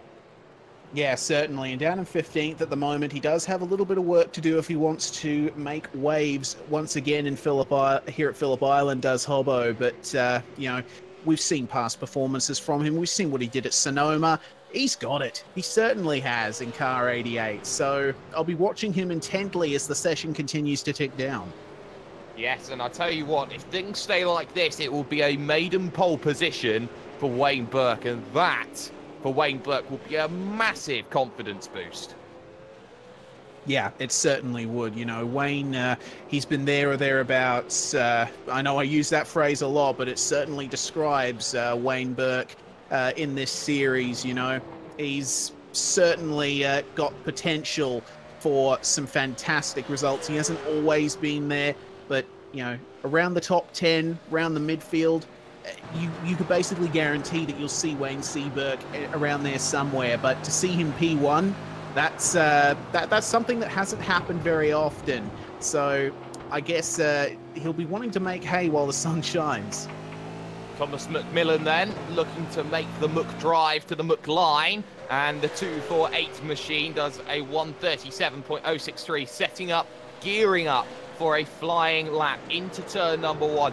And that turn 1 is so underrated as a corner, because you do need to lift slightly when you go into that first corner, but that first corner, it really does test the men from the boys on who can hold it flat out. Yeah, certainly. You know, depending on the car, it's it can be anywhere from, you know, not much of a problem at all to, in the V8 supercar, a fear-inducing nightmare, as McMillan has pulled out of this one and is letting a few people by on the entry to Honda.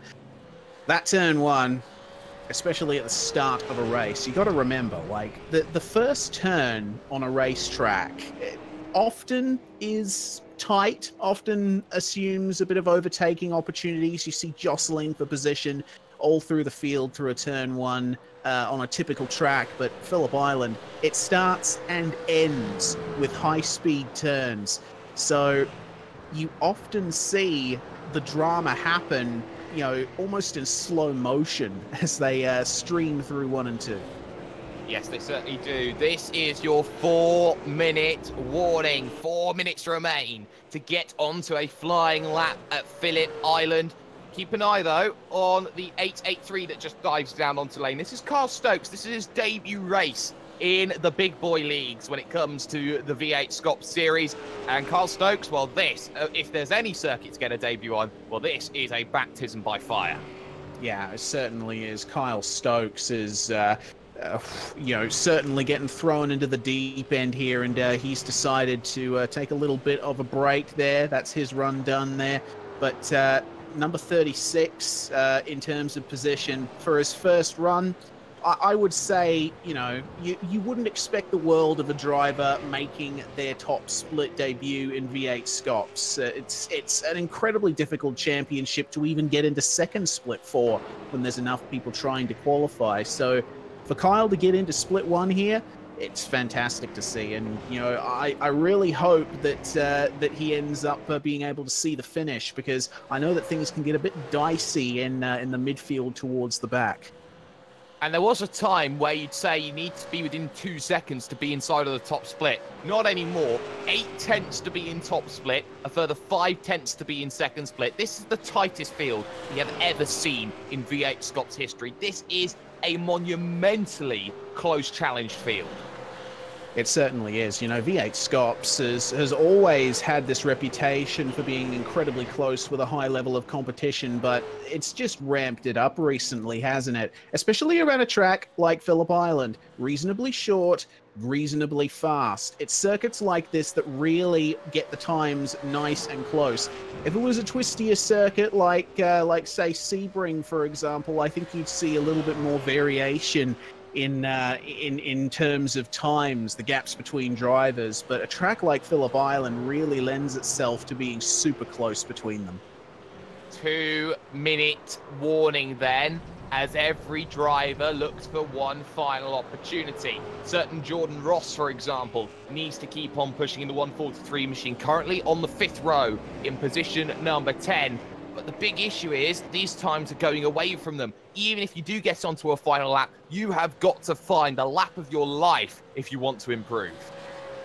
Yeah, you do. Right at the end of the session, the track has basically given all that it can, and it's only going to get slower from here on out. So it's exactly what I was talking about at the start of the session. If you haven't set that fast time by about the halfway mark, you got no chance of improving. And I think some guys out there are starting to realize that. There's less cars out on track now than there were before. I think everyone's just coming to terms with, well, you know, this is where I'm going to start. I'm going to focus on my race preparation now. Focus on the race prep, focus on making those charges. Inside a minute to go. here on V8 Online, because the Virtual Racing School V8 Supercars Online Premier Series is having itself a barnstormer. David Moore is on a lap time carrying Brett Loxton alongside. No, backs out of it, decides that the lap's not going to work. Big wiggle for Glenn Postlethwaite. I'm not sure he's going to get along around either. A lot of vehicles stopping, Jones stopping, Borg stopping, Ross stopping. I think they're running out of time here to get those laps in, and I think that we've got a lot going on. Welcome, ladies and gentlemen, the viewers who are joining us on the Virtual Racing School Facebook page, because this is a qualifying that is proving that is thrown a lot of shocks and surprises. Shake up the mix, shake up everything to go. 5 seconds left to get in a time, and not many are going to get there. Greg Galt's not going to get there, so this is his final chance. He'll round himself through the final corner. He will look to improve from a dismal position number 14. At the moment, I don't think he's going to find it. The answer is a 31.6, nowhere near, 0.8 of a second. Look how many vehicles are pulling themselves off onto pit road because they can't set a lap time, because they can't go any quicker. Simon Feigl, who is racing in a motion simulator rig, nothing to lose right now on a 132.6 as he looks to set a lap time that goes quicker than position number 39 in this field. He'll cross the line, does a 32.3. He improves, but not in position. Kyle Stokes, though, he improves. He's up to 31st here right now, Reese.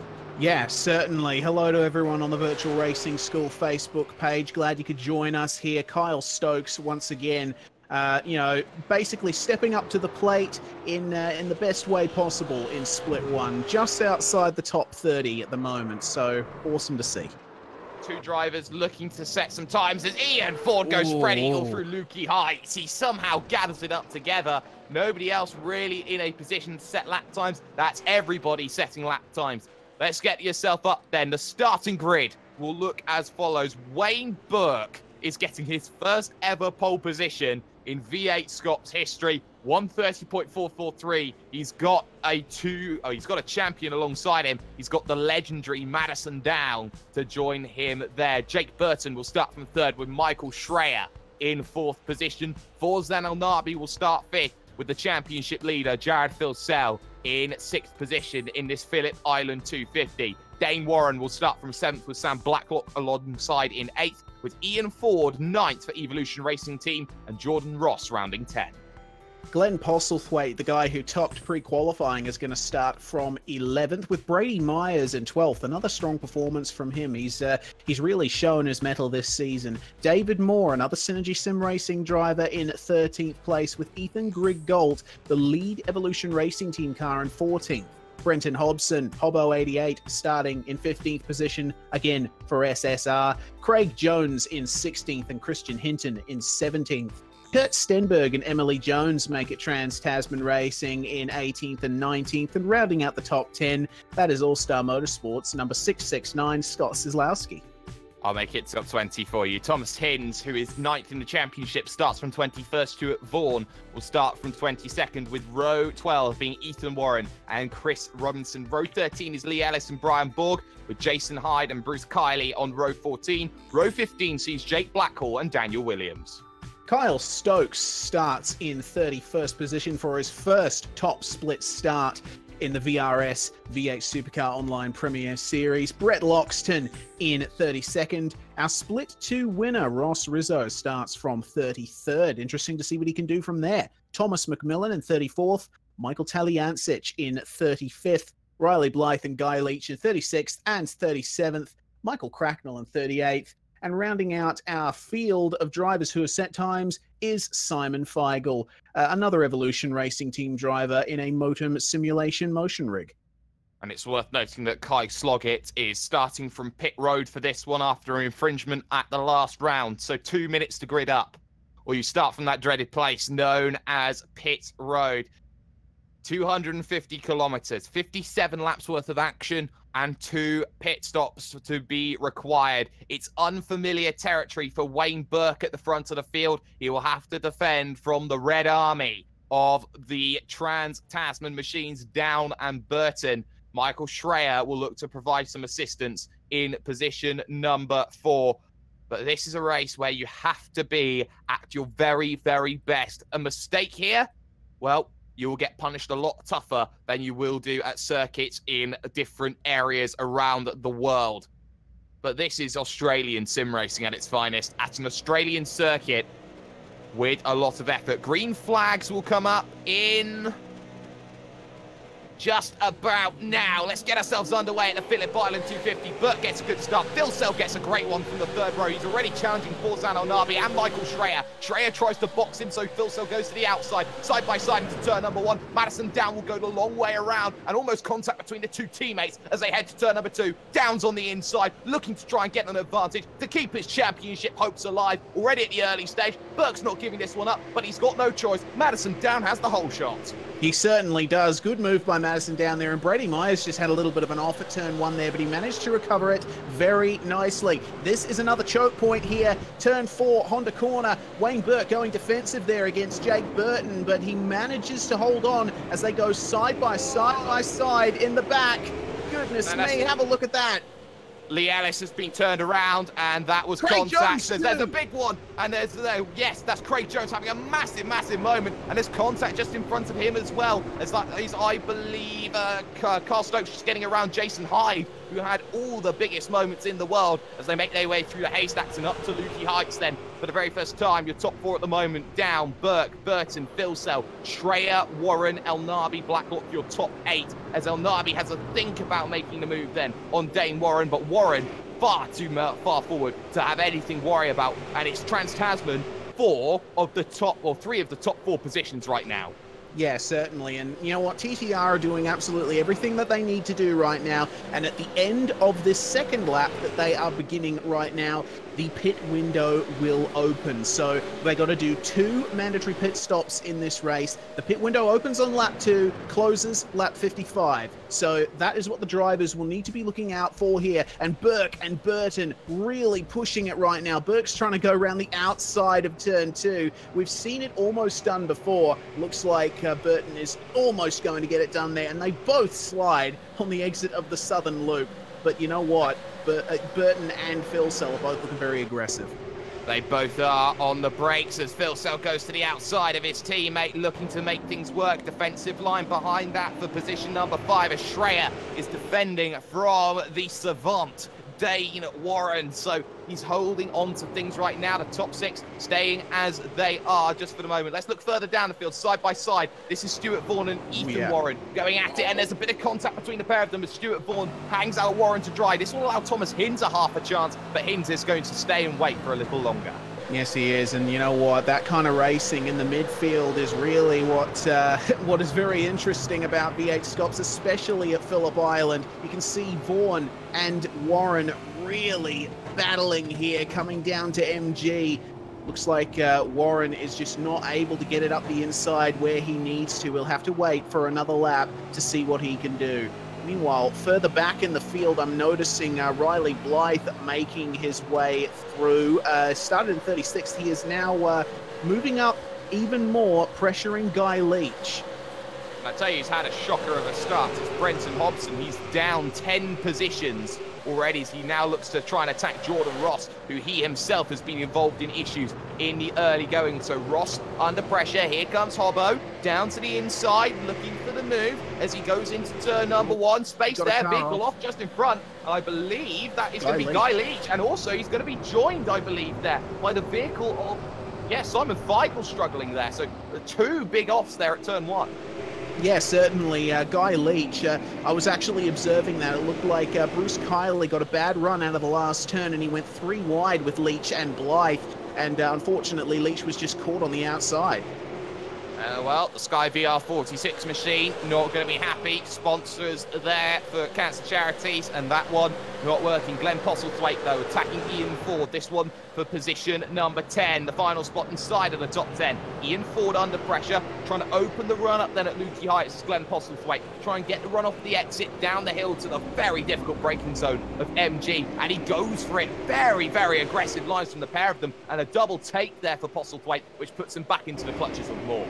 Yes, he does. And you know what? That section from Lukey Heights down to MG is one of the best bits of racetrack that Australia has to offer. It's very easy to defend, but if you put one up the inside, it doesn't quite end there. So they're not going to have any big change in position relative to each other down the front stretch, but second and there's third, contact there me. between Burke. Yes, that's Burke and Burton coming together, and Burke still holding on to this one, hanging out to dry. Jake Burton at turn number 2, trying to get the up and under, and well, Jake Burton, it was a late move into turn number 1 there, but they just made the tiniest, the faintest bits of contact, and Burke now will have to defend hard into turn number 4 here at Honda, and he's a lot more later on the brakes, but he's left the door wide open here for Burton, who's got to do it around the outside at Siberia now. Burke still on that inside. You'll want to hold this one. They're holding each other up. They're losing Madison down. That's not what either of them want to have at this situation, and Burke's not going to give this one up. Yeah, run to the H-stacks then. Run to Lukey Heights, but he's on the outside, and surely he'll have to give this one up, and now Phil Sell attacks. Yeah, can Phil Sell do it around the outside of Lukey Heights? I don't know. It's entirely possible. He might just put it around the outside. He's going to go for it at MG. There he goes. And Wayne Burke not having a very good run here. Tell you what, I think that was strategic from Burton. All of that pressuring of Burke was to try and psych him out, as he's going to have to yield to Phil Sell in the last turn. And it looks like that strategy's worked. Madison Down has one hell of a lead now. Burton's got a sizable gap to Phil Sell too. Yep, that gap was 0.6 of a second when they last crossed the line. Now the gap extends upwards to 1.6 seconds. So Madison Down has broken draft as they're just behind. Schreier under pressure. Dane Warren now looking to attack for the battle for position at number 5. And with Wayne Burke back into 4th position, he's now got to reevaluate himself. He's got to work out, what do I need to do now to push on forward a little bit more here, Reese, because it knows, or he knows, that one small mistake always seems to catapult into another, and Burke's instantly going to come back on the offensive against Phil Sell. That is exactly right. And Phil Sell, you know, we've been discussing it. He is not entirely comfortable at the moment. He's not on his A game here at Phillip Island, and I'm sure that the Synergy boys will know this. You got to think, Wayne Burke, he may have lost a couple of positions, but he has Michael Schreier behind him to act as a bit of a buffer against Dane Warren, so he'll be free to try and pursue Phil Sell now. Yeah, and free to pursue is going to be the case. Some of your biggest movers inside the top 10. Ethan Grigault is up into 8th position right now. Wow. And he's trying to chase down the train, El Nabi, Warren and co. to try and get up, fight for a podium. And Stokes running into issues. No, he's running in the top 20 is what our director sorry, said. my bad. That's incredible. A fantastic run from Kyle Stokes. The debutant past Jason Hyde, looking at Thomas Hinds. He's plus 11, running very well. Someone else running very well. It's the queen of sim racing herself, Emily Jones. She's plus 6, attacking David Moore. This one for position number 12. We'll stay on this because right now, Emily Jones has got to go against the machine. 2 of the Synergy sim racing machines, 1 Evolution Racing Team machine. Jones unable to make anything happen early, but with the 2-stop strategy and with it feeling more like a stop and a half, do you think Jones should go early sometime around lap 15? I have no idea. I think it would be pertinent because, you know, she's already on this big climb here, and if she feels like she's getting held up there behind Moore, well, you know, that would be the best thing to do. And of course, Emily Jones streaming live on Twitch. And one of them, and oh my goodness, Ethan Ford having a massive moment at the Honda corner. And that is maybe a little bit of rustiness there. Not exactly. There was contact with Postlethwaite. He looked for the inside. The door was shut. And Postlethwaite said, nope, let's get the barrel behind the door. I'm coming through. Wow, goodness me, very unfortunate for Ian Ford. I think his run has not been the best in this race so far. And you know what? Yeah, that was started there by, I think, Ford going defensive, but Postlethwaite was already going for the late braking move. So that's just unfortunate. And Postlethwaite has not redressed the issue, so I expect stewards to get involved with this one. On the back of the train as well. In fact, no, let's go to a battle side by side almost. Ethan Warren and Stuart Vaughan.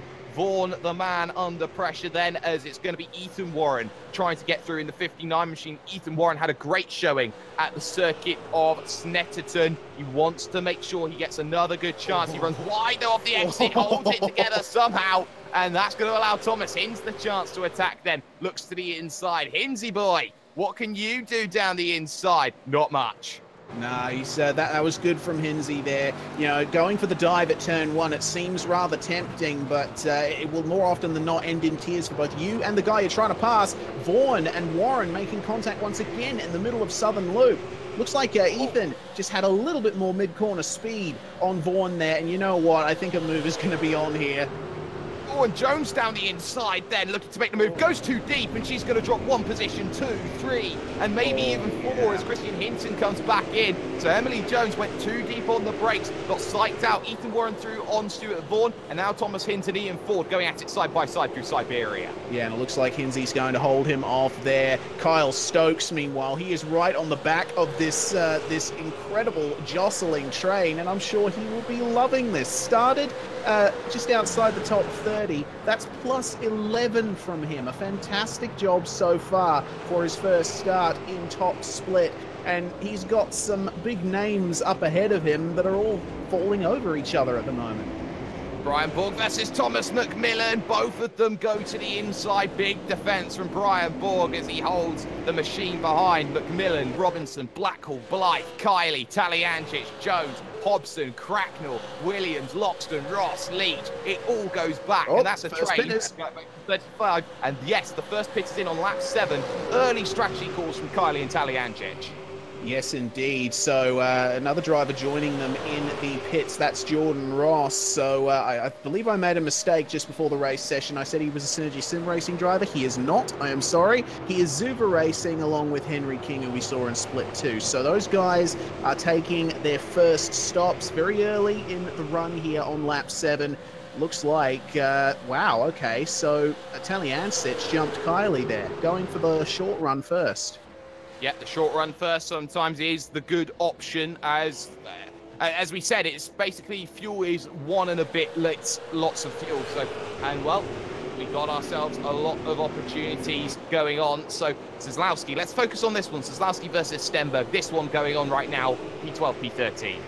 Yes, indeed, and wow, that's quite the interesting battle we're seeing there. Of course, Stenberg and Zizlowski both in the game for quite some time, and just up behind more. It'll be interesting to see how that pans out, because having a look at lap times, seems that Zizlowski was a little bit slower than Stenberg on the last lap, and that I'm sure that... Oh, he is too. I wonder what happened there. Oh, it was contact. I think he was off already, and he was massively off. Actually, there was contact. Brian Borg and Thomas McMillan, as Borg looked to try and take turn 7. McMillan was having none of it. Brian Borg had to go all the way off through the haystacks, cut the corner, comes back on circuit, and then he gets a second bit of contact, and that time it was with Brenton Hobson, who'd run out of road. Yeah, so very unfortunate for Brian Borg there. You know, Hayshed is one of those places on Phillip Island that you do not want to have any side-by-side anything really with another car. As we're seeing Shreya and Warren, this is the battle right now for position number 5. Warren really looking aggressive on Shreya now, as Burke has left them behind in his pursuit of Phil Cell. Yeah, and I think Michael Schreier, the more that he's been defending, the more time that he's been losing here, because Dane Warren's desperate to get through, but hasn't quite found the tools to make that happen. And of course, wants to get rid of Forzan Al-Nabi off of the back of this train as well. So up through Lukey Heights then, looking to pick the run up off of the exit and get the jump down at MG. Not going to be able to do that one, Dane Warren, as he looks to now set the run up potentially for turn number 1. We've seen some drivers come in early. We haven't seen the major early move, and the gap hasn't really extended for Madison down at the front of the field either. It's 1.8 seconds right now. Back to Jake Burton in second, Jared Philsell in third, Trans-Tasman 1, 2, and 3. Dane Warren, though, still looking to try and attack Michael Schreier, but Schreier just seems to have the run out of all the corners, and it's only on the straights, really, that Dane Warren can try and fight it back. Yes, indeed. You know, you can see he's going for that little bit of aggressive drive into the first turn, but not quite working for him. I'm wondering if, you know, a lot of these drivers' thoughts may be starting to turn to fuel saving. Because obviously, before this 2 mandatory stop rule was introduced in this round, it was possible to complete the race on 1 stop by saving a little bit of fuel every single lap, which, you know, of course, to spice up the action a bit, we'd like to keep it at 2 stops. So the decision was made to make it 2 stops mandatory. So these guys will still want to save a little bit of fuel, because at the end of the day, the less time you spend at a standstill, so much time is gained. Down the inside, Riley Blythe on teammate Jake Blackhall, and that one is going to be comfortable as Evolution Racing Team make the move on themselves. Now it's McMillan and Robinson that the driver Riley Blythe needs to start attacking. Riley Blythe, who is plus 11, now plus 12 at the moment, looking to make it 13, lucky or otherwise. Yes, indeed. Riley Blythe, he's shown some fantastic performances in the past, and, you know, down in the midfield in Scops, he's always threatened to break out of there, but, you know, he's got quite a bit of work to do before that can happen. He's shown good pace, though, as Craig Jones had a little bit of a look up the inside at MG corner. Meanwhile, Stuart Vaughan and Jason Hyde side by side. Wow, okay, I just flicked to that, and goodness me, how you could not physically get any closer. No, you couldn't, and I was looking at a completely different thing, because Dane Warren's finally threw a Michael Schreier. That was exactly what was needed. You can't get any closer, and that was comfortable down the inside. Hyde and Vaughan. Hyde has got the position on Stuart Vaughan, so Vaughan's got work to do as the pair look to chase down Hinds and Ford just in front, 17th and 18th right now out on circuit. But Dane Warren up into position number 5, and now is looking to try and pounce here on Wayne Burke, because Burke, let's get this, 2 seconds is the gap right now. Dane needs to close down, and already he's pulling away from Michael Schreier, who's in the clutches of El Nabi's performance sim sport machine. Yeah, certainly. So it looks like Schreier's falling off the wagon slightly here. It'll be interesting to see what El Nabi can do in the face of that. But eyes once again will be on Warren, because, you know, the rate he's starting to pull away from those guys, I think he stands a very good chance of catching up here to the top 4. Just talking briefly about the top 4, I'm impressed that Wayne Burke has managed to stay with these guys.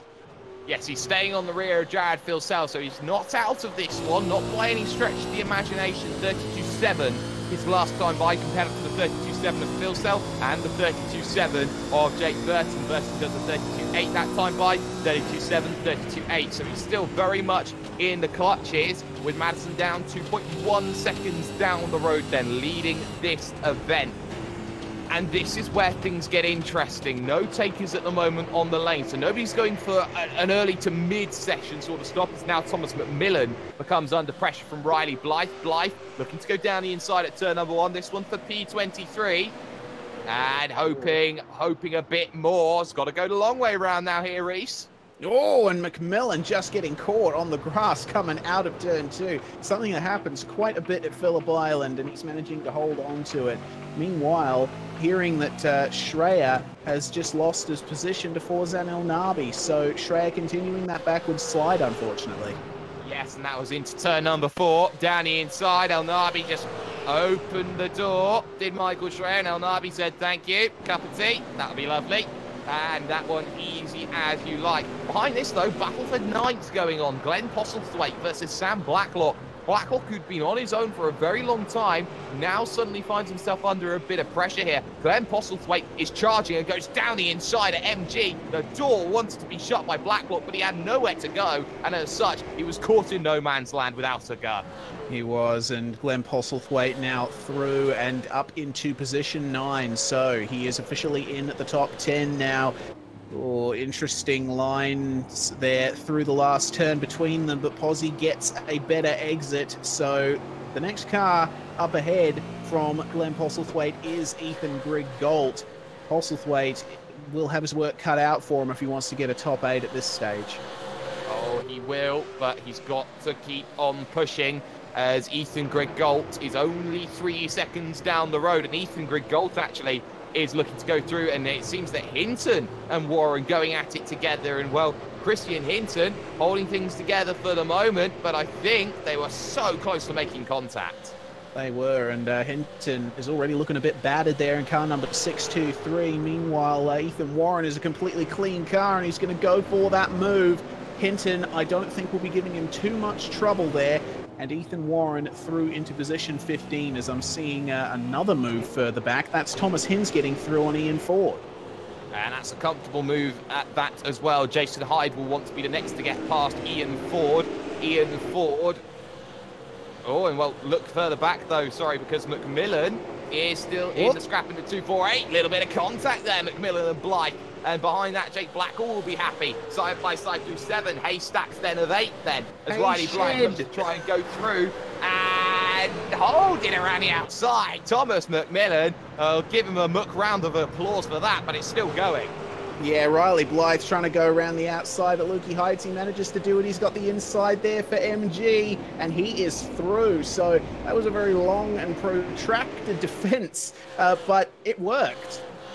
It did work, and that's going to be crucial as the racing continues here at Phillip Island. So holding on to things at the moment at the front, 2.5 seconds now. Madison Downs advantage from Jake Burton. But now Ethan Griggolt thinks about closing down Michael Schreier. The gap 9/10 of a second at the moment between them, and Griggolt is doing exactly what he needs to after starting 14th. Pick them off one at a time. Yeah, and maybe save a bit of fuel while he's at it. Well, he's one of the greatest fuel savers in this league, so I think that Ethan Griggolt knows, save that fuel, he'll be in position to get himself a much better run later on in the event. He certainly will, and you can see that he's really making his way up to the back of Schreier now. The difference between them was only 1,000th of a second in terms of lap time, but man, you can see Ethan knows that Schreier is losing a bit of pace now. You can see El Nabi has gapped him as well, actually. Have a look at that. El Nabi and Warren both gapping Schreier, and they're starting to come back together now. They certainly are, side by side. Brett Loxton and Daniel Williams down the field. Daniel Williams, he's got behind him Guy Leach, who has had his own little adventures today. And again, Loxton on the inside, there's contact. Daniel Williams is going to go straight off. The front bonnet goes, and Daniel Williams looking to fight a way back on with Brian Borg now, trying to get around the outside. Daniel Williams just got a little hip check. Yeah, he certainly did, and you know that's difficult at Lukey Heights. It's a bit of a blind entry, so if you're stuck on the inside there coming into Lukey Heights, it's difficult to know how far to slow your car down, try and maintain that inside line, because there is a bit of a crest going through the middle of the corner. Really spits your car out. Daniel Williams going into the pits, I presume, to repair something. Yeah, and that would be the damage he has on his machine. No fast repairs, though, here. Very different to Split 2. So that's going to mean that if you break it, you bought it, and it's going to be a long, long road. So he's got to slow this one down. He's got to make sure he makes all of this work. Wayne Burke, though, yeah. I think he's actually looking to try and be the aggressor here. Yeah, it actually looks like that. He's getting a bit more aggressive with every lap that goes by, and you know, Madison Down out in front, he's basically untroubled. He's just focusing on himself at the moment. But Burke, he's in a pretty optimal position right now. If you're behind two cars that are running close together, you have a bit more of an opportunity to pick and choose your lines and see where these guys are faltering. Where's the best place to attack them? Phil Sell hanging the tail out just a little bit on the exit of the last turn. That really shows to Wayne Burke that he still has a shot at a podium here. Gap is 0.2 of a second between third and fourth position. The gap is 0.4 to third and second. The only thing really that's stopping Wayne Burke from having this attack on Jared Philsell is a certain miss to Jake Burton. Yes, indeed. And that, oh, man, I honestly don't know what to expect from this battle, because, you know, I feel like Philsell, he's out in the championship lead. I don't think he's that threatened by his Trans-Tasman Racing teammates, but he's certainly threatened by drivers from other teams in the field. So he can afford to be a little less aggressive on Burton here, I feel. Am I the only one who's disappointed that Ian Ford's in a Holden?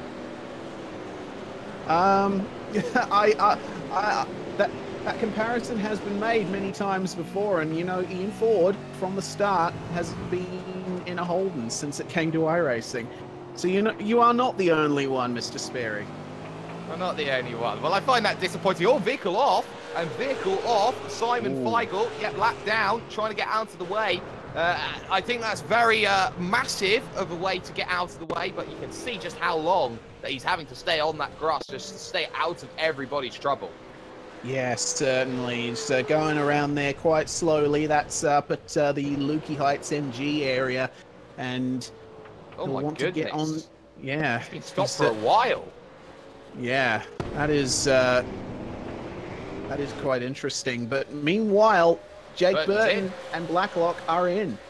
Well, strategy play. Jake Burton's going to try and force something to happen. He'll be on the fresher tyres as well. This is going to force Madison down maybe into making a decision. 3 seconds behind, not much opportunity. It releases Jared Filsell, and it also gives a license of attack to Wayne Burke. So in comes Jake Burton, out will come Jake Burton. But now it becomes Filsell versus Burke for the podium. It certainly does, and I think if Burke wants to make a decisive move, it would have to be around about now. Be it a stab at the inside of Filsell in a corner, maybe seeing if he can get an undercut on him. You know, that's the kind of thinking that I would be undertaking in his position anyway. As they come up through Lukey, he lost out slightly through that section of track, but he's coming back on strong in these braking zones, in the entry to these corners. Filsell with a little bit of an advantage on the exit, I feel. Let's see if both of them go for the pits. Only one or none. And it looks like it is going to be none. None is the option. None is the answer. In comes Forzan El Nabi, though, from position number 6. Tyres on the grass as he looks to hit the track and hit the commitment line. And he's got to really slow that down because he was aggressive with that one there. And we know Forzan El Nabi likes to be the aggressor on pit road. He certainly does. Ethan Grigault has followed him in. So the field filing by these guys. Also joining them in the pits, Kurt Stenberg and Thomas Hins. So these guys going for a sort of early to mid strategy here for their first stop. So we'll see what happens. The stops. Yes, Spread out the indeed. stops. That's what you need to try and do. And when you're putting equal life on the tyres, sometimes that's the right decision. And now it becomes a case of how do you push? How do you keep on going forward? How does my tyres work out in comparison? Jake Burton comfortably gets the jump on Forzan El Nabi. And Burton, with clean air, mind you, is now going to be a big worry here. Let's look at the times he does the next time by, because that's going to be very crucial for what he is capable to do in comparison to Down, who is running the late 32s, now looking for the early 33s. Yes, indeed. As we look at Vaughan and Ford here. All this contact. Oh. And that is just a little bit through Siberia. Ford is looking very, very squarely with that rear end. He's not comfortable. No, certainly. And he's, under pressure from Kyle Stokes here. Yep, Filsell in. So this is going to be interesting. He is, well, he got that. Oh. Wow. He got it all wrong coming onto the lane. He had a massive wiggle coming onto that one. And, well, Jared Filsell looking mere mortal. Yeah, well, he hasn't looked comfortable all night, has he? It's been interesting to observe. Oh, no. He has. He's missed his box so slightly. Jared Filsell, it's just a calamity, a comedy of errors with Dane Warren also down in on the lane, as is David Moore, as is Jones, Slowski, and Ethan Warren as well. It will be a late wait then for Jared Filsell, who has not looked comfortable. So expect then the driver, Jake Burton, coming down the front stretch to comfortably make the move. But the question becomes, will he lose even more time? Out comes Jared Filsell after his pit stop. Here comes Forzan El Nabi straight past. Filsell is in all sorts of trouble. He certainly is, and looking just behind him, Ross Rizzo just getting past Dane Warren. So, oh my goodness. That is something that I did not expect from Filsell. The question on my mind is now, how is Wayne Burke going to respond to this? I think, it would be in his best interests to come in right about now. Let's see what happens.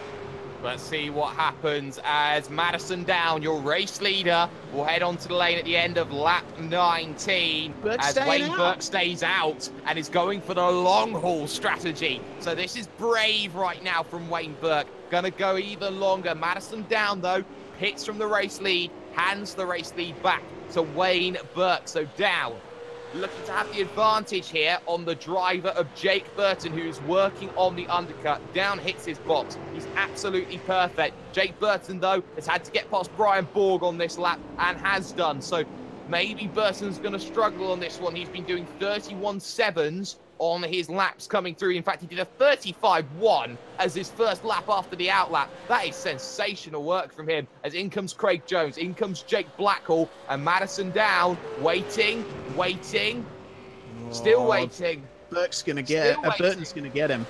And gone. Jake Burton holds the advantage now by a very fair distance, as Madison down is now 3, 4, 5 seconds back. Forzan El Nabi into the picture. This one for second. Here comes El Nabi. He's not close enough yet, though. Certainly not. And you know what Down has done there? He's gone for the real long haul in this middle stint. He was stopped for an incredibly long time, and he was just filling up his fuel tank as far as he needed to. That really long middle stint, he's going to go for an incredibly short stop at the end. And, you know, when this all equals out at the end of the race, that is when things are going to get spicy. But for now, Forzan is going to be pressuring the back of Down. Remember, Down's car, thanks to the amount of fuel he's taken, it's going to be heavier. And we are seeing here, it's Synergy Sim Racing, Schreier and Burke who are running the long strategy here. And I wonder, are they going to go long on this opening stint, try and go for an aggressive undercut on the tyres to get themselves the short fill, maybe lap 55? Yeah, I think that's an entirely possible strategy that they're employing here. But, you know, we do not know for sure. We don't have access to any team radio in this series at the moment, so no way to tell what's going to happen. We're finding out with the rest of you guys in the audience. Ross Rizzo then overtaken by Sam Blacklock. Rizzo yet to make the stop. Blacklock has, so comfortable move going through. And Ethan Griggolt this lap is through on Glenn Postlethwaite. So Glenn Postlethwaite behind Ethan Griggolt as Griggolt tries to stay with Dane Warren. Christian Hinton is down on the lane as things stands in the 623 machine at the end of lap 20. He'll look to try and get himself out and going once again, and he should spot out somewhere in the mid-pack. Yeah, he certainly should. Just, well, a big gaggle of cars passing him by here. I'm noticing Bruce Kiley and Thomas Hinz going side by side into turn one, and Hinsey just squeezing Kiley a little bit, still leaving him enough room, though. And Kyle Stokes, once again, we're seeing him at the back of these packs, and he's got a front row seat to one of the best action films you could possibly see with cars. V8SCOPS, the movie. Soon. Yes. Yes. Soon. Who would they get to play me? Why don't you play yourself? Well, actually, I never thought of that. That is a good idea. It is a very good idea. That, or I'll get Robert De Niro. Whichever one's the plan. But anyway. Go on. Oh, no. I got nothing. Oh, you got nothing. What a shame. He's got nothing, ladies and gentlemen. Chris Robinson, though, a man under pressure. Jordan Ross looking to try and find his way into an attacking position. This one going on from P26 to P27. And Jordan Ross has lost the position this time by. Yes, he has. Jordan Ross, he's been looking... he's been struggling a little bit, hasn't he, down there? And I get the feeling, you know... his car's looking a little bit battered, so obviously not exactly where he'd like to be, but still plugging on regardless.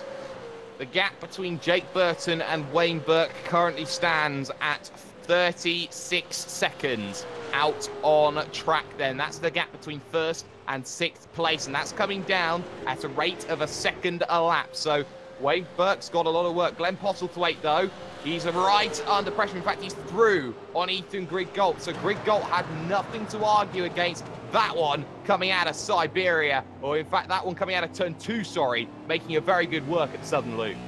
Yes, indeed. And Glenn Postlethwaite, once again, remember, he was the person who topped pre-qualifying as Burke is now in. So, and Schreier in as well. So Burke and Schreier both coming in now. We'll see where this puts them in relation to Jake Burton and co, as Jason Hyde also comes into the pits behind them. I expect Wayne Burke to come out behind Phil Sell and potentially along with Dane Warren, Ethan Griggolt, that sort of area for Wayne Burke. Schreier, I think, is going to fall a little bit behind that. Jake Burton, though, around the final corner, will not have to deal with Brett Loxton, who comes in on lap 22 as well. That's going to allow Jake Burton to make his way forward on the pair. Through will go Madison Down. Through will go Phil Sell. Through will go Forzan El Nabi and Dane Warren as well. Finally off and away goes Wayne Burke, but the train's going to continue because Greg Golt's through. Through also is the driver, Glenn Postlethwaite, and that's Wayne Burke now struggling with Sam Blacklock, who steams past into turn number 1, and that is about candy and babies. It certainly is. Wayne Burke there basically had absolutely nothing to do, and Sam Blacklock is going to get by there. Question is, will he be able to hold off Burke, though? Because Burke's looking very aggressive here. He might go for a move. At 7 seconds longer on the stop was the driver of Wayne Burke compared to Jake Burton around the outside at Honda corner. We'll get the inside for Siberia. Oh, wow. Perfect run off the exit with the fresh tyres. And that is Sam Blacklock. Well, we were talking about candies and babies earlier. That's stealing the candy from the baby.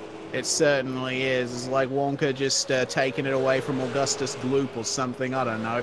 Wayne Burke through once again into position number 7, I believe. And there's 9. one driver who is still out on circuit running, who has not made a stop. That's Ian Ford at the moment here. And Ian Ford going for the long stop. And, well, he's got nothing to lose. He hasn't started around so far in the championship. And you know what? I think that Ian Ford knows that it's only going to be a matter of time before Jake Burton comes into play. The gap now down to 6.2, and that's a second and a half a lap right now. Jake Burton's quicker. Yeah, certainly is, and you know it's interesting to behold this because Ian Ford, he's been struggling a little more than I was expecting him to here. He's been involved in a couple of incidents, made a couple of mistakes, so I get the feeling, you know, it would be best for Ford to get himself out of that position as soon as possible because at the moment it's a recovery drive, it's a losses cutting drive from Ian Ford. He'll when did he pit actually? I'm just checking back through the lap times. It looks like he actually hasn't pitted yet, so he's just extending that stint out for as long as possible. Well, he is, and he has every right to in terms of his battle. Forzan El Nabi now is behind Jared Phil Sell, so Forzan El Nabi will just try and piggyback. And, well, Emily Jones right now in the middle of a pack as well. We'll keep an eye on this one in the 68 machine. She's got David Moore in front, Scott Szyslowski, and Michael Talyancic, who I also believe has yet to come down and make a stop. So they're all going to come up on Talyancic, and that has potential for a few worrying moments with Talyancic being the slowest man. Yes, indeed. And I'm actually taking a look back here. Drive-through for Glenn Postlethwaite. We're hearing from race control. Not surprised. That would be the contact with Ian Ford. So Glenn Postlethwaite, who is currently lying in position number 7. I'm not sure he'll argue against that one in the Synergy Sim Racing Machine. A shame to see it. But I think Glenn Postlethwaite is going to fall backwards through the field. Ido on the battle just in front of Talyancic because Ross Rizzo's under pressure. Here comes Stenny, Kurt Stenberg, number 47. And, well, he definitely sees this one down the inside. Comfortable and easy. Yep, and Ross Rizzo there. We did talk to him just before the qualifying session went off. He had nothing to lose. He said he was going to try and do the same strategy or thereabouts that he employed to take the win in Split 2. That was him just lifting off there, letting Stenny go, save a bit of fuel on the way. Save a bit of fuel on the way and make sure that you get yourself home and dry. As side by side, a little bit further in front, Ethan Griggolt and Wayne Burke, and that is Wayne Burke making the way through at Honda. That is a great move as he looks to use the fresh tyres to his advantage. Yes, indeed. And, you know, Wayne Burke really on a charge right now. Have a look at how much Blacklock has fallen back in the last couple of laps since Burke made that move. Yeah, that's just testament to the pace. Burke's doing 31.7s. He's a second a lap quicker than a lot of drivers in front. He's 0.8 of a second quicker than the likes of Forzan Anabi and Dane Warren, 0.7 of a second quicker than the championship leader. He is definitely quicker right now. He is definitely on the charge. Lee Ellis down onto the lane. The gap at the front, Ian Ford, your time's running out. It's now 3.5 seconds. Yes, indeed. And Glenn Postlethwaite is going to take that drive-through penalty handed down to him by race control. I don't think he would be very happy with himself for that because, well, it was a very good run from him up until that point. Meanwhile, I'm taking a look, actually. Kyle Stokes. Has he retired? Possibly, Looks yes, like and that it. would be a shame for Kyle Stokes as we keep an eye on this one. Zaslowski's got a chance at Taliancic down the inside, and there's no room there. Oh, he makes the room. And look at this, Taliancic's going to come straight back at him on the inside, but he doesn't have the tyres, surely, to go and make this move. Side by side, they'll go to Stoner Corner. Turn number 3, it just bunches everything up. So David Moore, Emily Jones, take 2 perhaps, and Zaslowski says, no, move over, dear sir. I'm taking this position. The squeeze applied, and Moore dives to the inside now, side by side to Siberia. Yes, indeed. Taliancic is going to have the inside here, but I get the feeling that David Moore, or will he? I honestly don't know. Oh, have a look at the run that Moore got. That was fantastic. They're going to go side by side through Hayshed. Guys, come on. No. Emily, what are you doing? What are you doing? Oh, goodness me. This is incredible. Taliancic, he's getting boxed in on all sides. Contact between him and Jones coming up over the hill. Will Jones try and go for the move here at MG? Yes, she will. And Taliancic, way too deep. And he is off. A bunch of positions lost and a half spin. That is not how he wanted to end that lap. No, it's not. And I wonder, Taliancic, is it time to dive down onto the lane? No, it's not. Stay out a bit longer. Hinds and Postlethwaite will look to go through and make the charges as well. Gap at the front down, 2.1 seconds. But there's bigger worries at the moment here for Jake Burton. Not in front, but behind. Madison Down has been closing 0.4 of a second a lap. That gap comes down. It's 1.6 seconds all of a sudden. Yes, indeed it is, and you also got to consider that Madison pitted for, I think, a much longer time than Burton did. So for Madison to have that sort of pace over Jake, that's incredible. With a 4-second longer stop, that's 4 seconds extra worth of fuel that he's put into his tank. For him to be catching Burton at that rate, well, it shows that Madison's not playing around. No, we don't play no games here in V8SCOPS. There's Chris Robinson diving down to the inside of Brenton Hobson for position number 20. That one doesn't work. Hobbo holds onto it. It has been a disappointing drive, though, so far from Brenton Hobson. We have to be honest. Yeah, from 15th down to 20th, he has not made waves like we thought he would. Obviously, considering the fact that there is a bit of quarter damage on his car, not all of that was entirely down to him. But, you know, that happens here at Phillip Island. It's a track where things are close, Here we go. sometimes too close. And the lead changes. Ian Ford loses it to Jake Burton. As simple as that. So Burton comfortably makes his way through on the man who is yet to make a stop. And, well, it's only going to be backwards from here, Mr. Ford, as you continue on in your Holden. Madison Down, though, he's brought that gap down to Jake Burton to within 1.3 seconds. And this is the crucial thing for Madison Down. You can use the driver of Ian Ford now as a bridge between the divide to get within 1 second to pick up the toe proper. Yep, and Brenton Hobson into the pits. So not too sure what that's for as Ian Ford yields and lets Madison by. So Madison does not have that bridge anymore. No, he does not. And, well, Brenton Hobson came in on lap 9. This may be actually him starting his second stop on lap 27, looking to go for the long stop home. It is bold from here, but he's got every right to go and try it, surely. 32 laps, he's within that window with 30 to go. Yeah, he certainly is. And just an update on Taliancic, I checked back through his laps, and as I'm seeing him in a bit of a battle here with Thomas Hinds, he slides on Siberia, and Taliancic goes back on through. Michael pitted on lap 6, so he's in the middle of his middle stint right now. And it's going to be a long middle stint, as we do remember. So Hinds looking for the outside, not quite finding it. Gap at the front comes down. It is a second and 6,000ths more, so a lot going on. We'll look further back, though, because the Cisłowski train continues to roll on forward here with Moore, with Jones, with Schreier, with Ethan Warren, and they're now looking to come up on the prone Ross Rizzo. So more positions looking to battle for, as now you see Ian Ford has finally made his stop. He certainly has, and out he is going to come behind this this battle. Or is he? Goodness me, where is Ian? He's still stopped. This is an incredibly long second stop there for Ian, or first stop, sorry.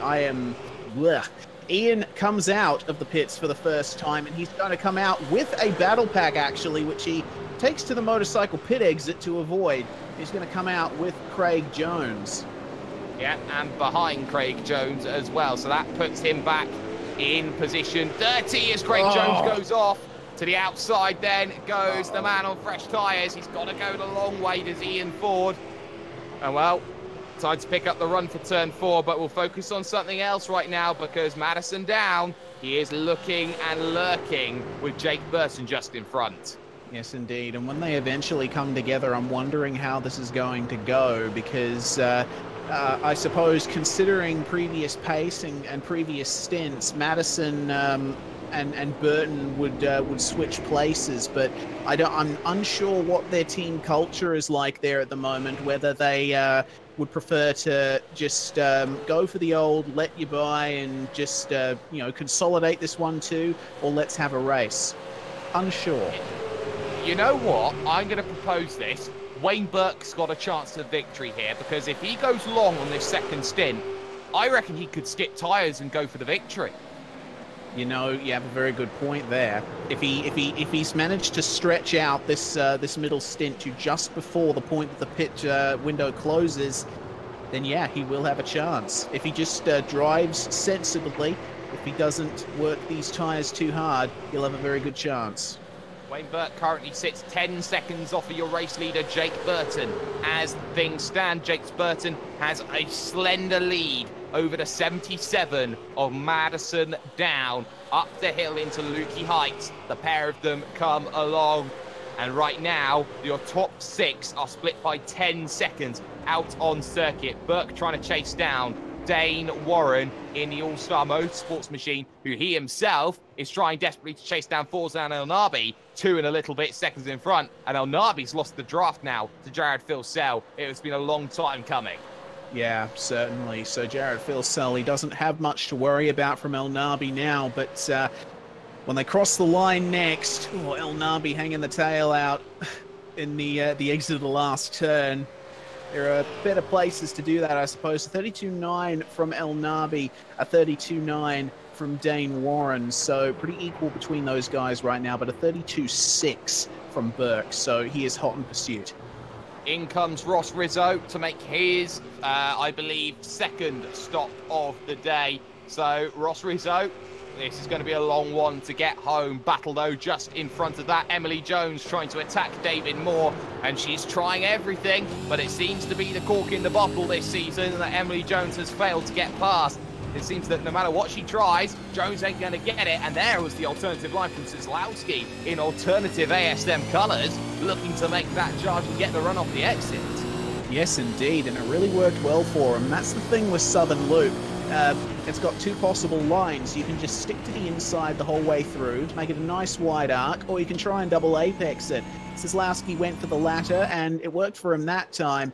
He's got a pack of 4 cars behind him, all wanting that position. It's interesting times ahead for him. It is interesting times as the charge continues and the push keeps on going. A little bit of a wider line from Michael Schreier, 4th in the train, wants to start making positions through as Jones again looking to take the alternative line. Check up though from the driver of David Moore behind Cisłowski. Jones not in a position to attack this one on the brakes into the right-hander, and you can see aggressive check-ups, accordion, wiggle off the exit. Emily Jones, well, shake that booty and get yourself going, because now Schreier's been checked up, got to attack, no, to dive in. Yep, Jones, and that is Schreier as well going in. So they've decided, nope, we've had enough of this. Let's get ourselves some clear air. Well, clear air is going to be perfect. It's the final stops, battle of pit crews between the two, and Schreier wants to get the jump. Yes, indeed. So let's have a look at the comparative pit stops from these two. Schreier comes to a stop as well. So joining them in the pits is Bruce Kiley as well. Yeah, that's going to be crucial. So we'll see where the pair of them come out. Emily Jones should be the first to jump off of her box. Oh, Schreier got it. Oh, easy. Easy. And that could be an underfuel as well from Michael Schreier. Yes, indeed. Well, he has well and truly gotten the jump there on Emily Jones, and what a jump. He was basically on her bumper coming into the pits, and now, God, he's in excess of, what would I say, 2-3 seconds ahead? I'd say 4. I think that was very comfortable there. 3.6, so close to 4. Battle though between your leaders, Burton and Down. Down, I think, has used a lot of the tyres to get to Jake Burton. Burton's managed them very, very well because those gaps are 3-4 tenths of a second. They're closing down. It's now just a tenth of a second at a time. 32.7 from Madison Down. Meet that with a 32.8 from Jake Burton. That's another tenth. It's down to 6 tenths of a second. It is agonizing right now for Madison Down. It's like pulling teeth out of Jake Burton's mouth. Yeah, and of course, he'd probably have to get by his helmet first to do that, so that just makes it even more difficult. Burton, a little bit of a wiggle on the exit of Southern Loop, and Madison just creeping up behind his mirrors. Pretty soon, Burton's mirrors are going to be filled with yellow and red. Yeah, they certainly will, and someone else who's going to have mirrors filled with colours is going to be Dane Warren, because Wayne Burke, 32.5, that last time by, took 4 tenths out of Dane Warren, has brought that gap down to the leaders to 10.1 seconds. Wayne Burke is finding some second wind in the tyres, and now Dane Warren's got to be worried here for position number 5. Yes, he is. And how has been Wayne Burke's pace in this last stint? Just since he's come out of the pits, it has been non-stop 1 minute 32s. Fantastic stuff from him after coming out of the pits. And I'm starting to get impatient. I want it to be close to the pit window ending now, just so we can see what Wayne Burke is going to do at the end of this race.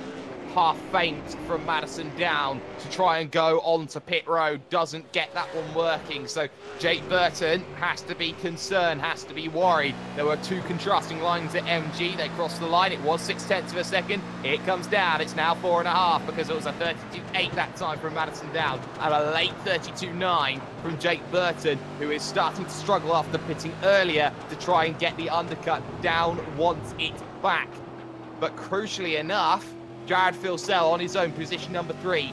The only thing he can be happy about is that it's only Madison Down he's losing points to. Nobody really else. Yeah, but sorry, Burton with a little bit of a mistake out of Southern Loop, just ran onto the grass. I think those tyres are starting to give up on him. Maybe the pressure is starting to get to him. I don't know, but they are right up next to each other now, these 2 Trans-Tasman Racing drivers.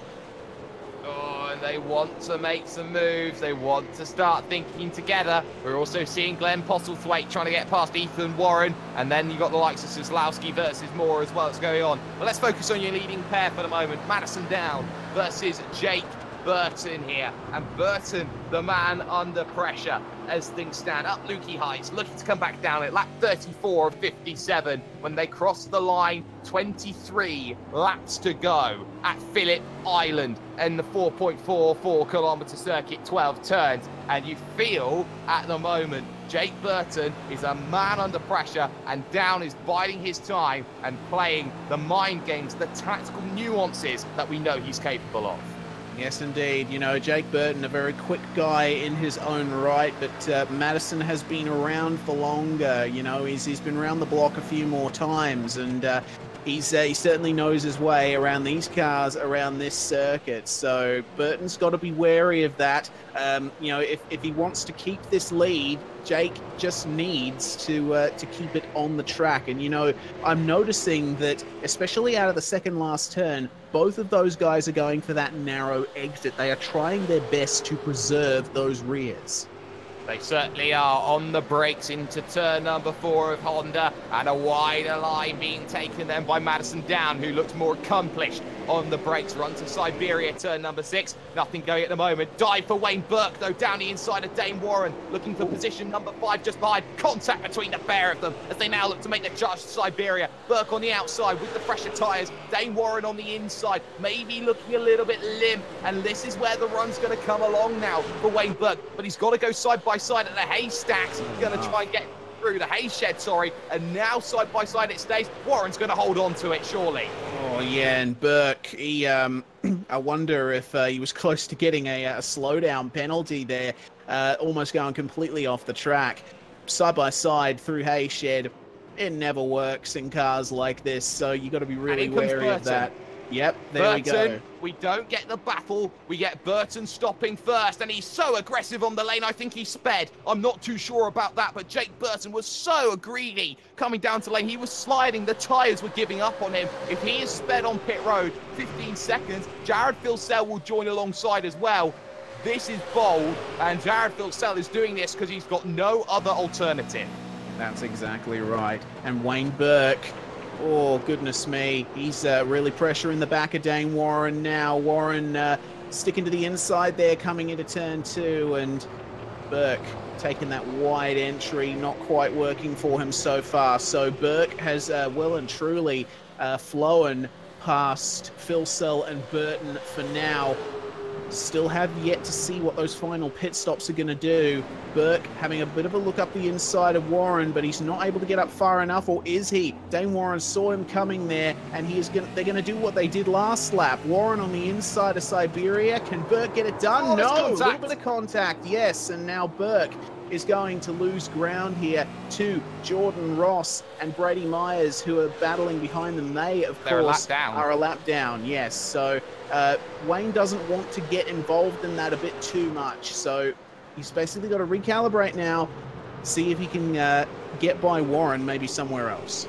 Well, in Wayne's world, he'll be saying, Dane, what are you doing? I'm the quicker driver. Let me through. You're holding up your own race, not only mine as well. So Dane Warren right now seems to be good. Forzan El Nabi, though, dives down to the lane, as does race leader Madison Down. 1 lap then only for the undercut. And the question is, where is Filsell and Burton in comparison? There's Jake Burton as he heads himself then up through Lukey Heights. Jared Filsell's just behind, so there was no speeding penalty for Jake Burton. He just about managed to slow it down, and Burton has the gap. The question becomes now for Madison Down, A, can he get going? And B, can he get going up to speed again? Dane Warren will stay out on circuit. Wayne Burke will dive down onto the lane. So he's decided, I'm stuck behind Wayne Burke. Got to get going. Out and away then goes Madison Down. Where is Jake Burton in all of this? Screaming down the front stretch as things stands, but Madison Down's coming up to pace. I think he's got enough, though. Madison Down does have enough. He has the race lead.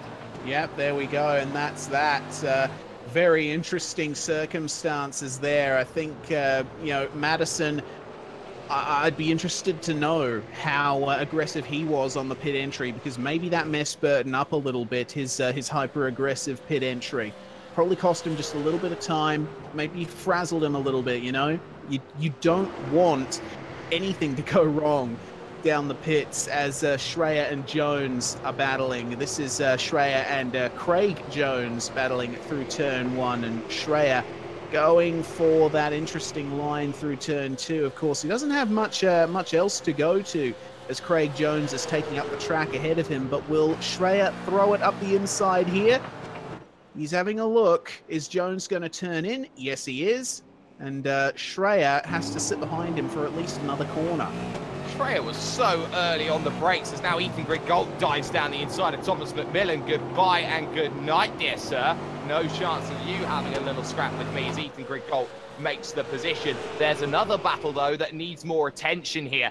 Well, Blacklock and Dane Warren, they'll come down in, so we'll keep an eye on that one. Forzan El Nabi versus Wayne Burke. This is going to be crucial, because if Dane Warren comes out, in that scrap. This is going to change a lot of things. Warren's still waiting on his box, still waiting to get the pace going again. Still waiting, still waiting. I think he's waiting too long right now, because straight through goes Wayne Burke and Forzan El Nabi. This is a long stop for Dane Warren, who gets himself out and away in relative no man's land.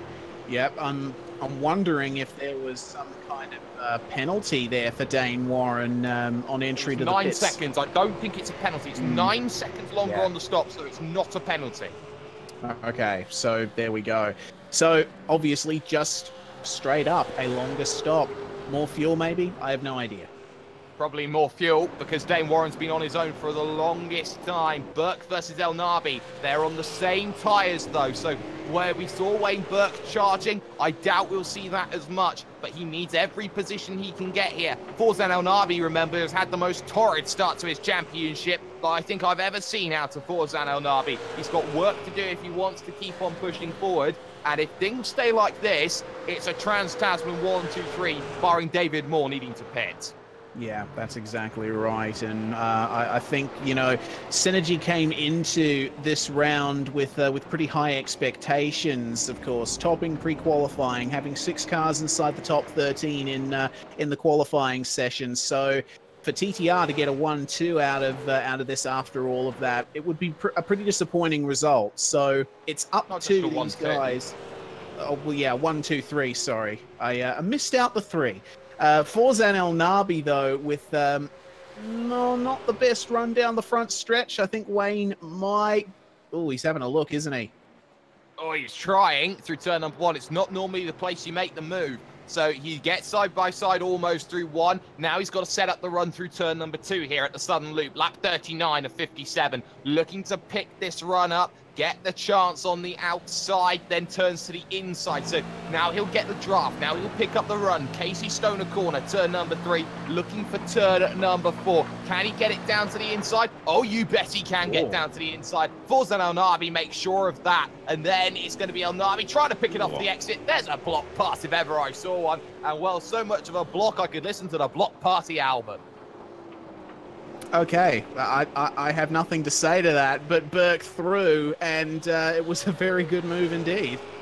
Oh, it was a stunning move, and I think that Wayne Burke knows that it's a stunning move. That puts him net 4th right now. He's got 3 seconds to chase down, though, to Jared Filsell. Chasing down anybody is a task, but Jared Filsell is a major task. It certainly is. You know, Jared Filsell up ahead of Kyle Stokes, who's made his way back out of the pits. So he is not a retiree. He was just stopped for a very extended amount of time. Filsell, a fair bit behind Burton. I don't know if these top 3 are going to get any closer. It's a 32-1 and a 31-9 from our top 2 right now. So Burton is the quicker driver right now. So... I don't know. This is the interesting part of the race. We've only got 18 laps left to run here. 18 laps left to go. 1.6 seconds between the pair of them. I think Jake Burton's going for the win here. He doesn't care if it's Madison down or not. There's no team orders at Trans-Tasman Racing. If they want to have a race, they'll go and race. And well, when you look at all of that, Forzan El Nabi's 32.7, 31.9 for Wayne Burke. Burke is faster than Filsell. I think Burke was also faster than Jake Burton as well on that last lap. Burke's the fastest man of the lot. And he had to make the pass. Yes, he did. So, wow, Wayne Burke once again on one hell of a charge here. I think he'll when he eventually catches up to Kyle Stokes, will want that to be resolved as soon as possible, because he still has a chance here. He does, but he needs vehicles to come together. It's 8 seconds, and he was only 0.06 of a second faster than Jake Burton on the last lap. So he needs Burton and Down, the 2 teammates, to come together and maybe even allow Jared Filsell into the scrap as well. So there's a lot of work that needs to go on in the final stages of this event. Scott Zizlowski, though, he's still under pressure. This is Glenn Postlethwaite, who's had a penalty, currently battling this one out for position 14 on circuit. And Zizlowski, well, I have to say this is a very underrated drive from Scott Zizlowski. Big defensive line taken into MG, and he's heavy over the curb as well. Yeah, he is, and you know, it seemed like he was barely in control of that car. But you see, he's taken that really tight line out of the second last corner, similar to what Down and Burton were doing earlier on, all about preserving those rear tires. So it's working out well for him. Ended up getting a little bit more of a gap there over Postlethwaite, but yeah, as you said, underrated drive from Kozlowski. He is up to 13th position after starting in 20th. Really good drive from him here. Yep, it is a very, very astute drive as Ross Rizzo and Riley Blythe. I believe Riley Blythe has made his way through on Ross Rizzo in that last lap. So Rizzo moving backwards as we expect. Kai Sloggett is on pit road as things stand in the lap of 14, the number 408.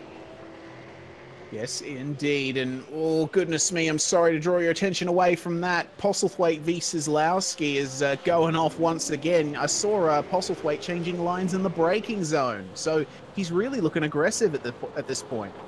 And he's got to be careful because he's already been reprimanded for a penalty today after making a rash move on the driver of Ian Ford. I think that Glenn Postlethwaite now is going to be very much in a Schrodinger situation. Yes, he's got to attack, but he can't afford to be aggressive here because the stewards will penalise him.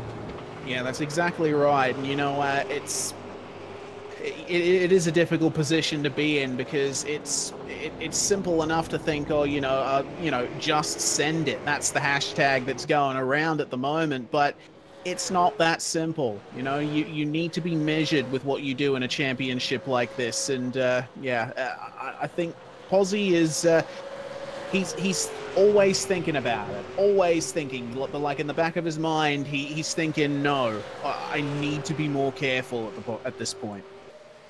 Well, here we go. He feigns a look to the inside at turn number 1, trying to get in the mirrors. So I think it's going to be a very, very interesting situation now for Postlethwaite. He's got to make sure that he makes that push, makes that charge here on Kozlowski. Kozlowski through a 2, now looking to 3, and he's looking astute. He's looking calm, and I don't think Postlethwaite's close enough unless he comes back from 3 leagues asunder to try and make the move. And that's what he was trying there once again. But Kozlowski's covering at every given moment, but the door left half ajar, not quite a door, and Postlethwaite gets a little bit of paint for his actions. He certainly does. I think that door was left slightly ajar, but unfortunately it was blocked by a door stop. So Kozlowski still remaining ahead. And tell you what, Ethan Warren is getting a look in here. Have a look at how much he is just lurking in the background behind these guys. And suddenly, the gap extends at the front of the field to almost 2 seconds, as now Wayne Burke sets another 132 flat and is still applying the pressure on the field. Jared Filsell's got to be worried right now because here he stands 2.3 seconds in front of a Wayne Burke who's closing 0.3 of a second every single lap he's going round. Yeah, Filsell. We keep saying it. It's a bit out of character for Filsell this round. You know, we usually expect him to be out there up the front, being able to fend off any attacks, or even just being out there by himself, just pounding out these super quick lap times. But he's there in 3rd place with a hard-charging Wayne Burke behind him, 0.3 faster on the last lap. What could be going through Jared's mind right now? Is he already thinking about possibly setting up defensive moves? Well, I think he certainly could be. Guy Leach, though, he's looking to attack Jake Blackhall in the battle for 23rd position on circuit.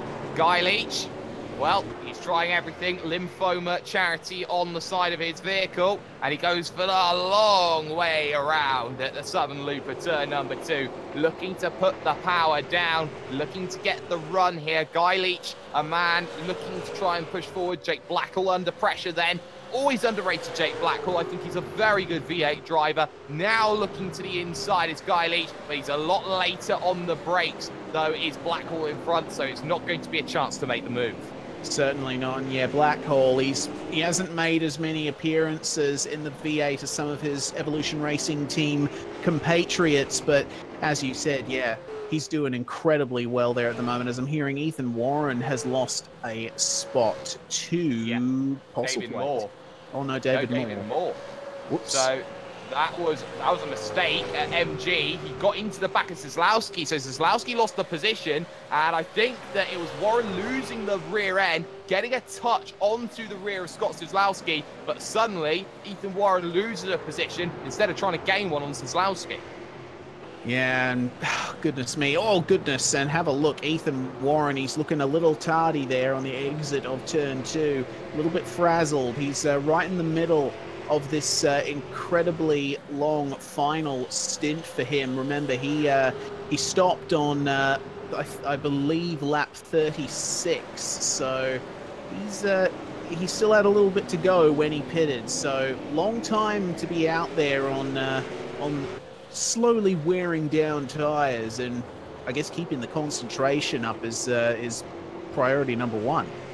And priority number one right now for Jared Filsell is make sure there is space in between myself and the hard-charging Wayne Burke. Across the line goes the championship leader, 32.6 that last time by, 32.3 from Wayne Burke. He brings the gap down to 1.8, 1.7 seconds. So Wayne Burke is now just reeling in the two-time reigning champion and going, oh, come on, you're the two-time reigning champion. You're supposed to be quicker than this. Yeah, I'm really looking forward to seeing how this one turns out, because you see Wayne, he's like a sculptor with a chisel, just chipping away a little bit every single lap. It's not happening super quick, but you can see notable progress being made. The only thing in Burke's literal way at the moment is Brett Loxton there, 34th position in car number 209. He won't be getting blue flags just yet, but very, very soon with the rate that Burke is catching. And what's very crucial is that for Wayne Burke to make his Michelangelo, he's got to keep on pushing forward. He's just got to keep maintaining the times, because he's so aggressive on that curb at Lukey Heights. In fact, he's taking grass. What you could argue is missing the apex on the inside. He's almost doing at certain stages, and that is a scary prospect when you're taking that much liberty to try and close down everybody on circuit. Everything's going to work. Kozlowski, sorry, getting a massive wiggle. Here comes David Moore in the Synergy machine. Here's the chance when it comes to the hay shed. Yep, certainly is. And you know what? Michelangelo painted the Sistine Chapel lying down, but you can't lie down here in V8SCOPS. You have to keep yourself alert. And Kozlowski, he's got his mirrors full of Eaton and Watercraft, all the Synergy Sim Racing sponsors there in a very menacing black car. So Kozlowski, oh, I don't know how nervous he'd be at this stage.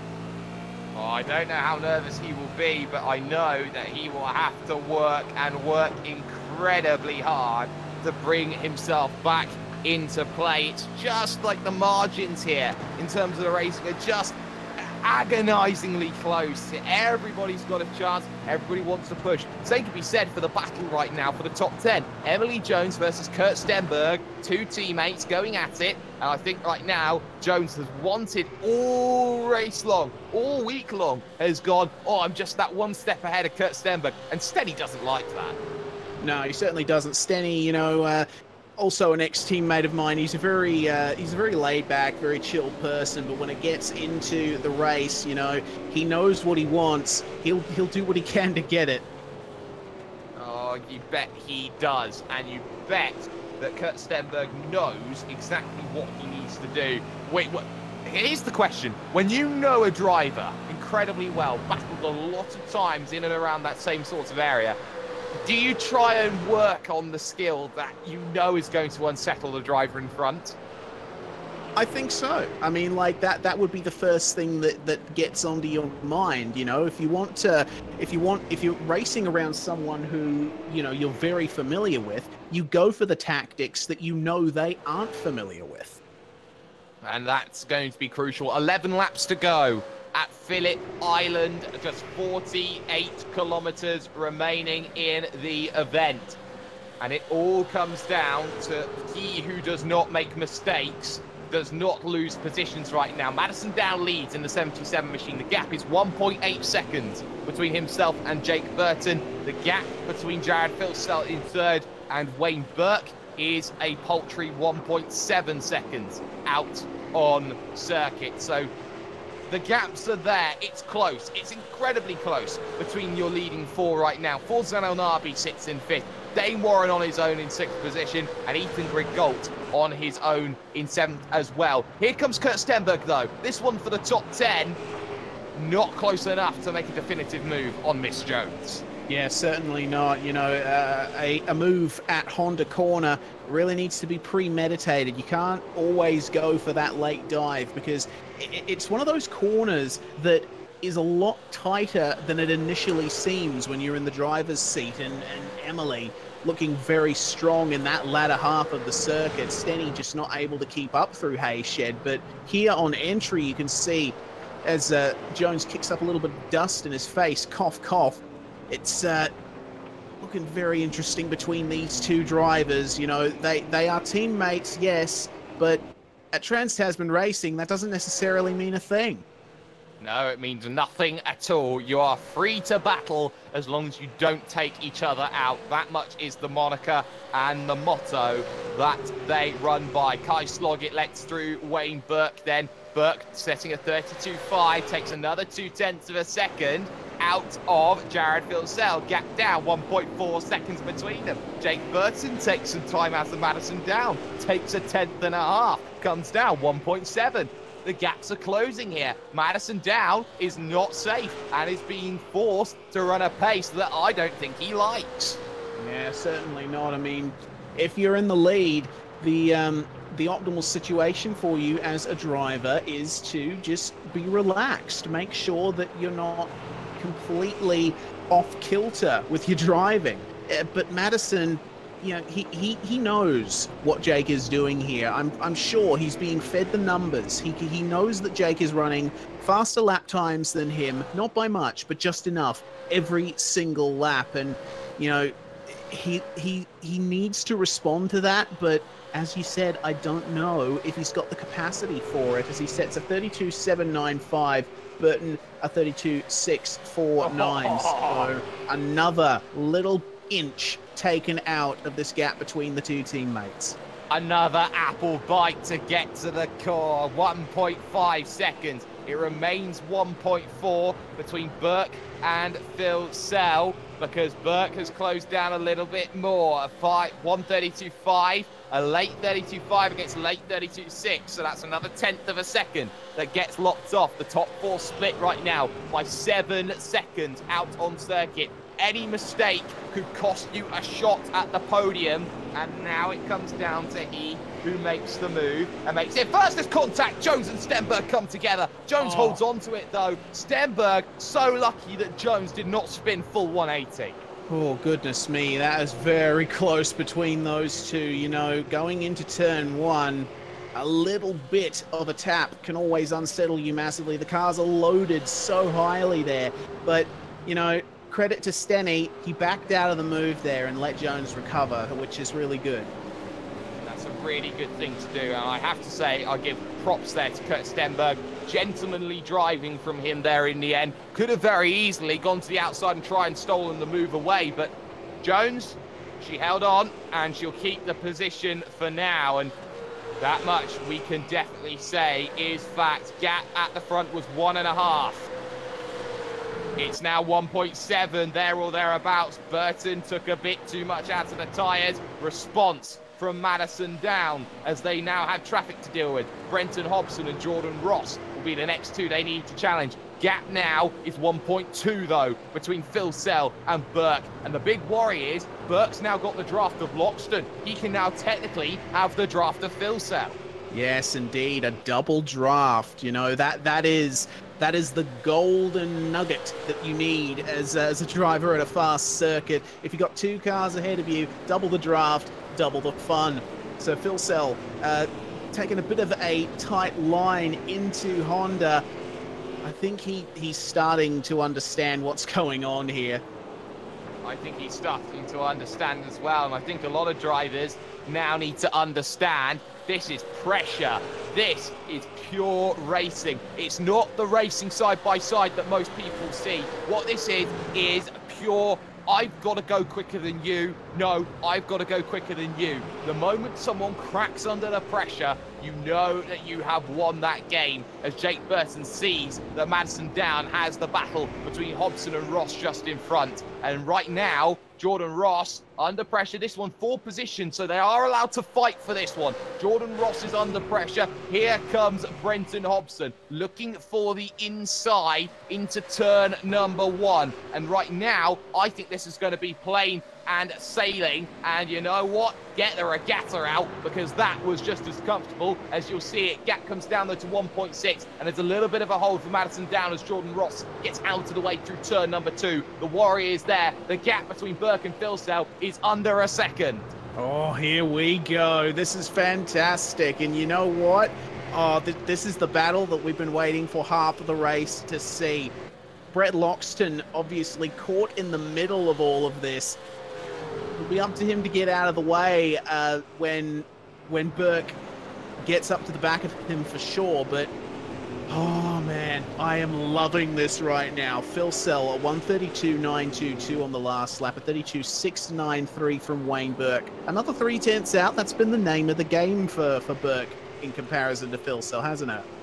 It certainly has. Jordan Ross gets out of the way of Jake Burton. The next question, will Brenton Hobson? And I think this is a slower lap for Jake Burton. I think he struggled here because the draft has been there for the driver of Madison Down. It's not been there for Jake Burton rounding through the right-hander. I expect 2/10 to be locked off, maybe even 3/10 of a second if he's not too careful. And now what will be careful, Brett Loxton's got to get out of the way of Wayne Burke. Small slide from Brett Loxton in position number, I believe, 33, 3 laps down. He's got nothing to do with this at all. If he wants to stay out of it, he gets out of the way of Wayne Burke. And now could be the opportunity. Gap extends 1.8 seconds now for Jake Burton to try and close down. And it seems that time is of the essence. Loxton releases Wayne Burke. And now Burke has only 6 laps to create Michelangelo as he gets a big moment. Yeah, certainly. Goodness me, that was an incredible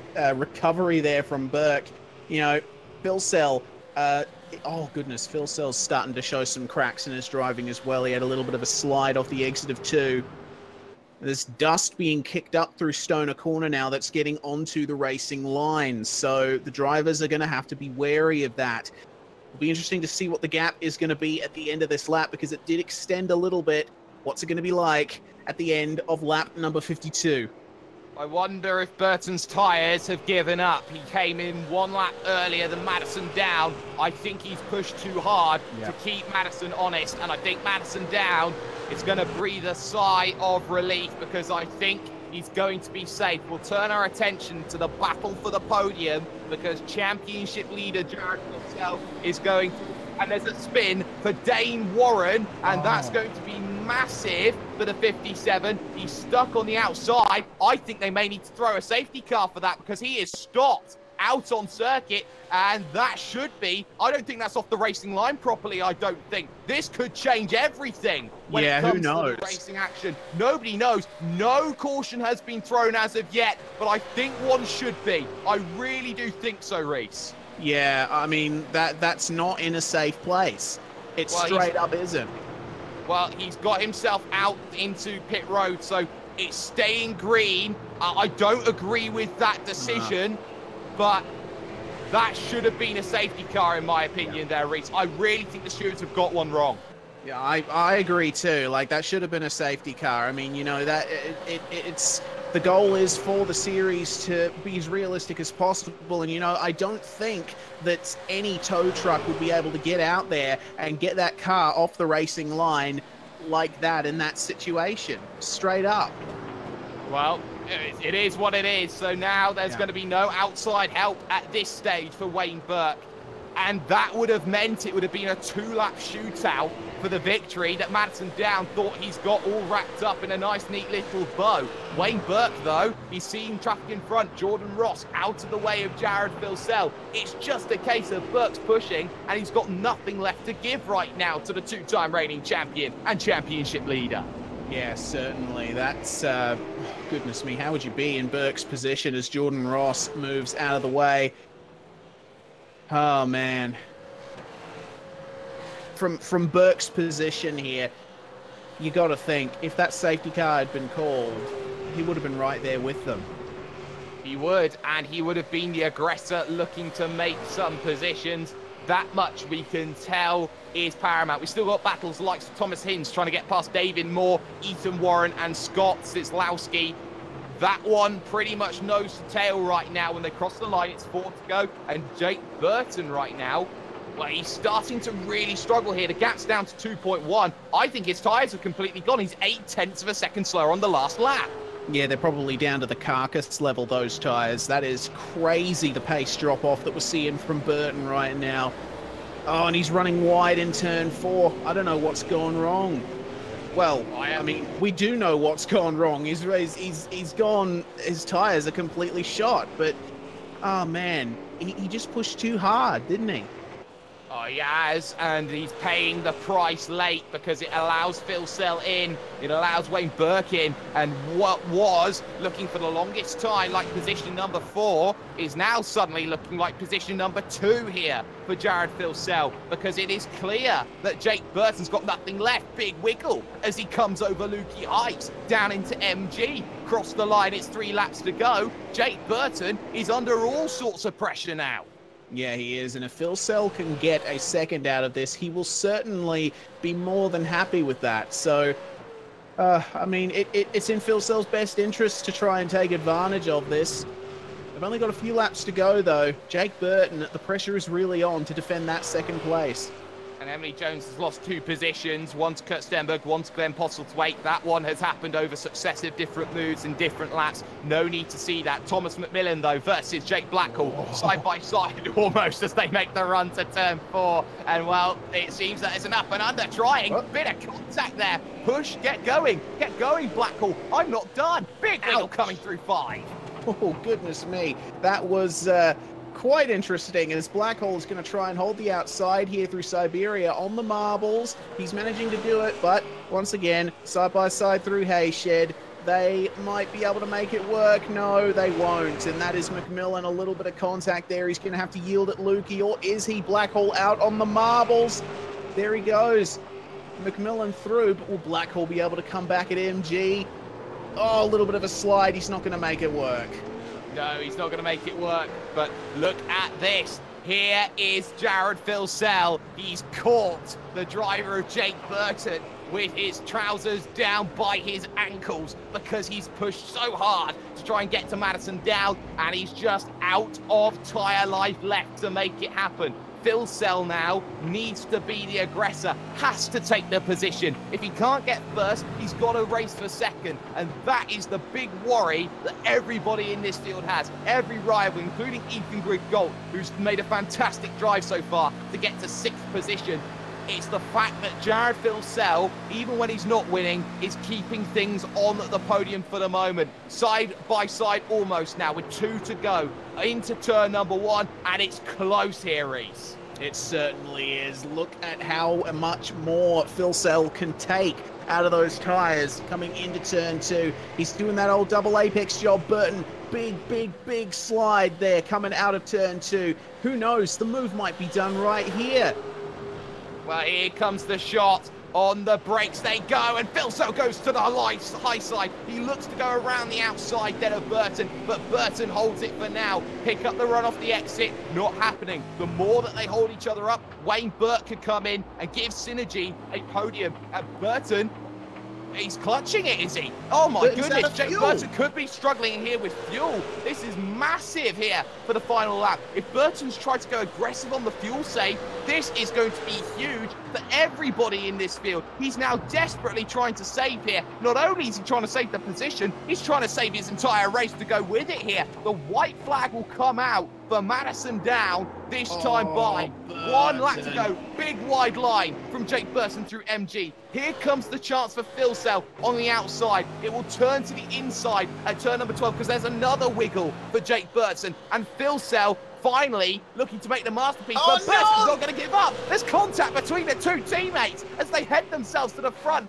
1 lap to go at Phillip Island. 4.4 kilometers. The podium is still up for grabs because Wayne Burke is not out of this one. The run to turn number 1 right now for Jared Filsell, it's not forthcoming. It won't be forthcoming for turn number 2. Is Jake Burton safe on the fuel? I'm not sure he is as they head through the left-hander of the Southern Loop, and it's a missed apex. Trying to gather it on the exit is Jared Filsell. It allows Wayne Burke back into the party, and it's party time indeed for Madison Down at the front of this field. On the brakes they'll go. Turn number 4, Prime overtaking the opportunity. Not close enough this time. Wayne Burke closes up. Little wide push from Jake Burton. There's now one opportunity. MG and the drag race to the start-finish line. For Madison Down, he's safe, and it's close. It's incredibly close because Burke was looking there for an opportunity. Hasn't cost himself the one shot of making his Michelangelo. That's the question that needs to be asked now. Burton under pressure as they head to Lukey Heights.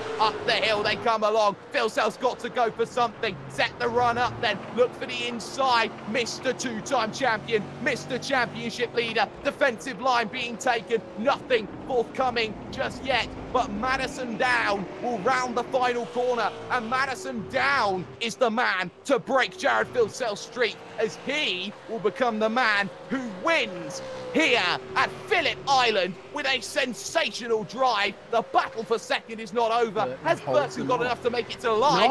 He doesn't. So there goes Filsell. Burke's not going to get it. That's third. Burton ran it out over the line.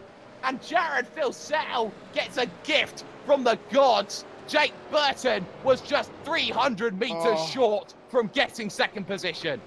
And you know what? The driving from Burton in those last 2 laps was pure desperation. He was trying to keep Filsell behind at all costs. I was looking at his defensive lines through the latter half of the lap. You could tell he was holding on by a thread. Unfortunately, his fuel tank was not there when he needed it most.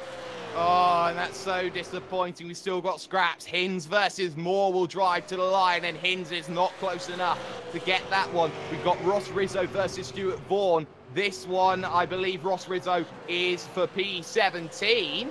And all of a sudden, in fact, that is going to be Stuart Vaughan struggling then as he loses 2 positions in the final lap.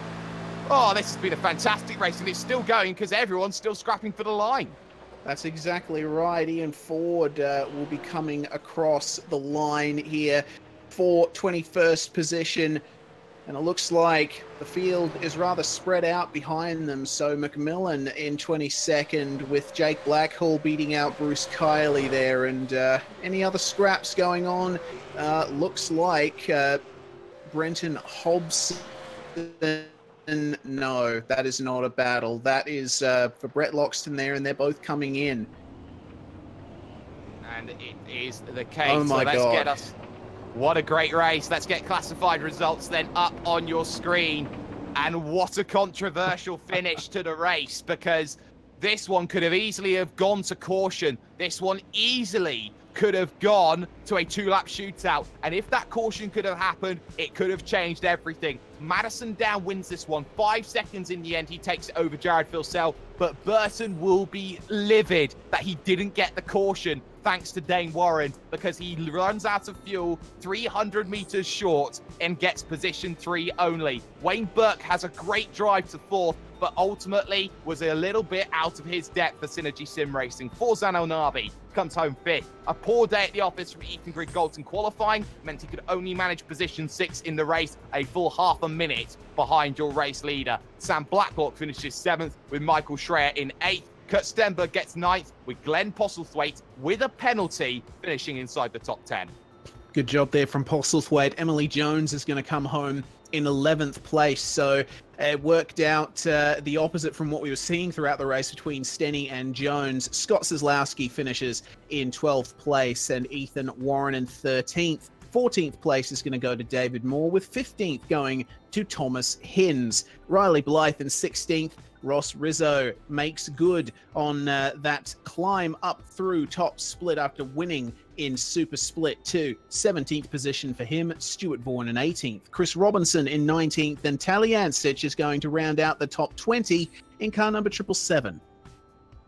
For Ian Ford in the Holden in 21st position. He's playing blackjack with Thomas McMillan. 2 Little Ducks, 248 in 22nd position. Jake Blackhall finishes 23rd with Bruce Kiley in 24th. Craig Jones and Christian Hinton make it 25th and 26th, with Guy Leach having an okay drive to 27th and Daniel Williams 28th. Then you talk about the drivers who are a lap down or more. Poor days then for both Brenton Hobson and Jordan Ross. Kai Sloggett going to also finish a lap down, with Brett Loxton 3 laps down. And then we move into our retirements for this race. Dane Warren, very controversial. Should the caution have been called? Well, opinions will definitely differ on that. Brady Myers, Brian Borg, and Kyle Stokes as well, with Jason Hyde, Lee Ellis, Simon Feigl, and Michael Cracknell also non-finishers. And that is your 40-car field for this Phillip Island 250, Jake. What an event once again. And, you know, this one really shook things up.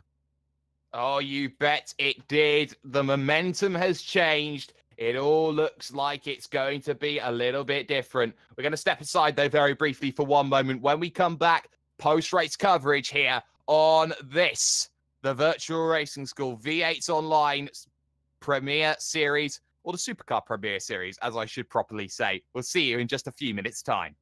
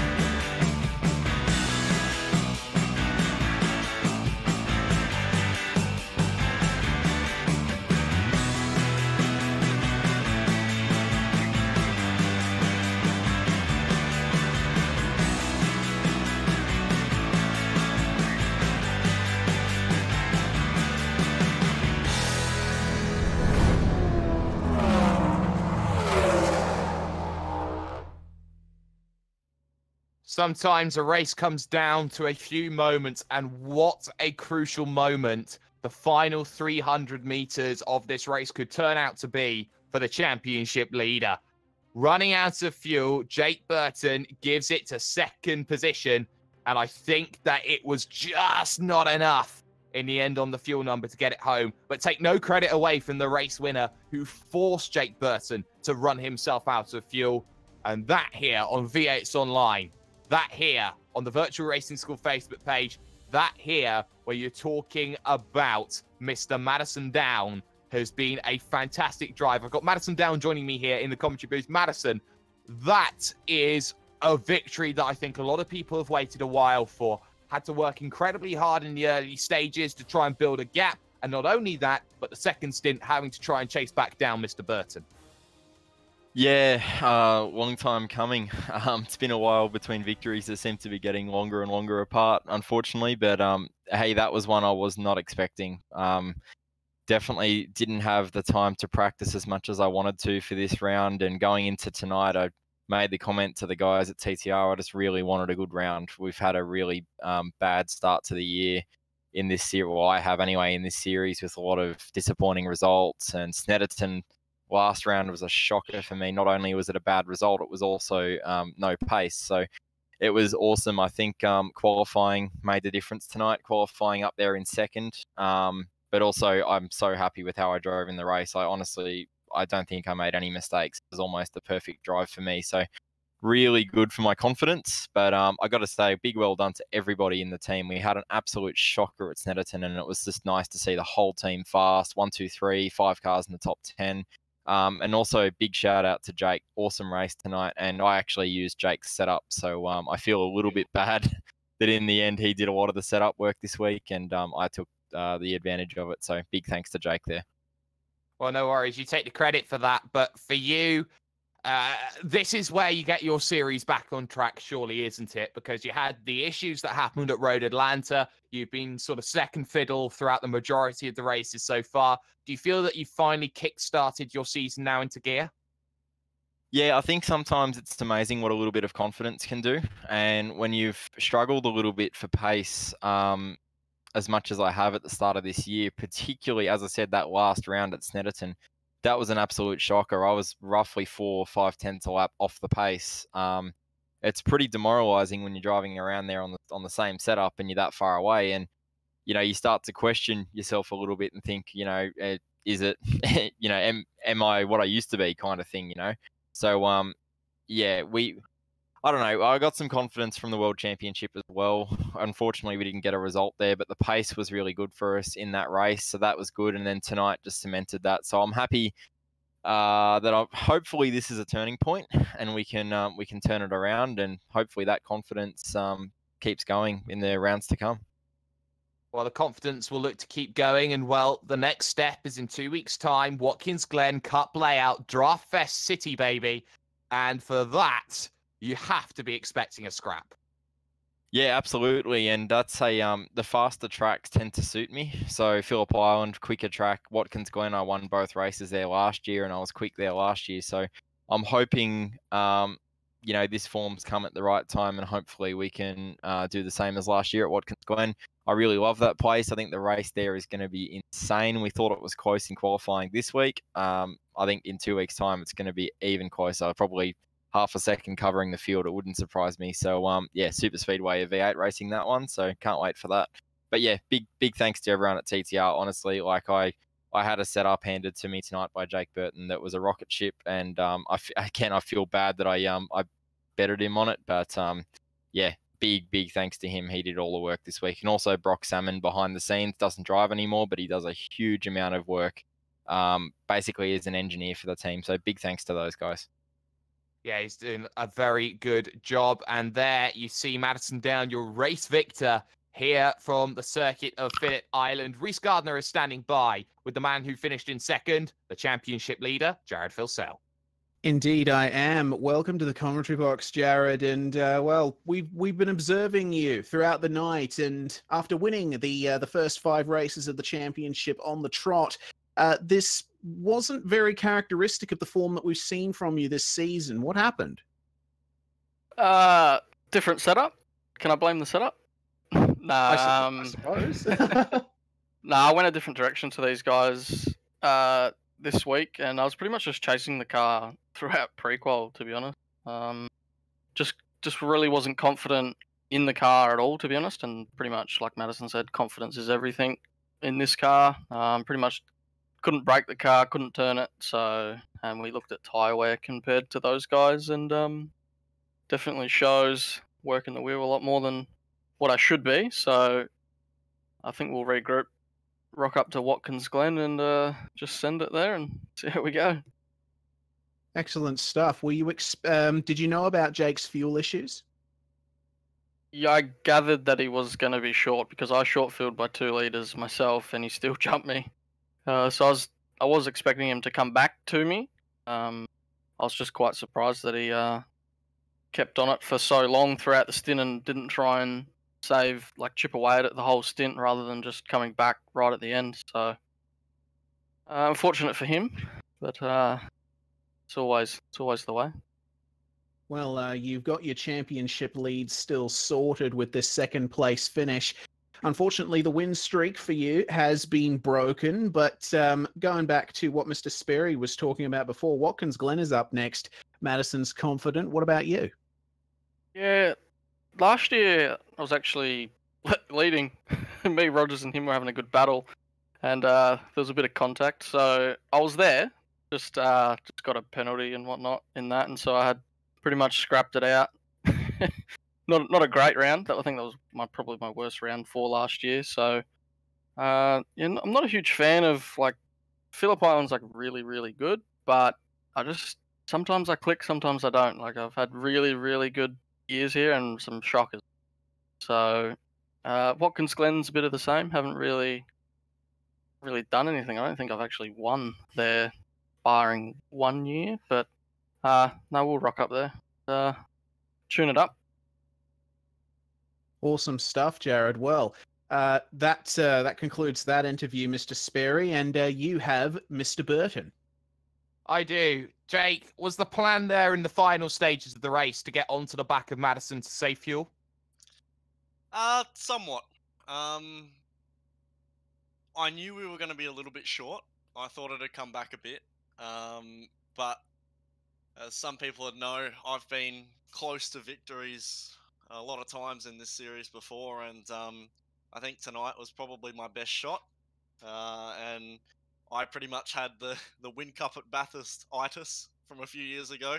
I just really wanted to catch Madison, and I knew I had the pace too, but when it got to about 10 to go, we were just about within 1.5 seconds. I knew we could maybe catch him, but I also knew that if I tried to do that, I'd probably not finish the race. So yeah, I even said to Madison in the race, priority 1 is to try and catch you, and then priority 2 is finishing, which normally isn't the way you go about it. But yeah, I'm just hungry for that first win. So.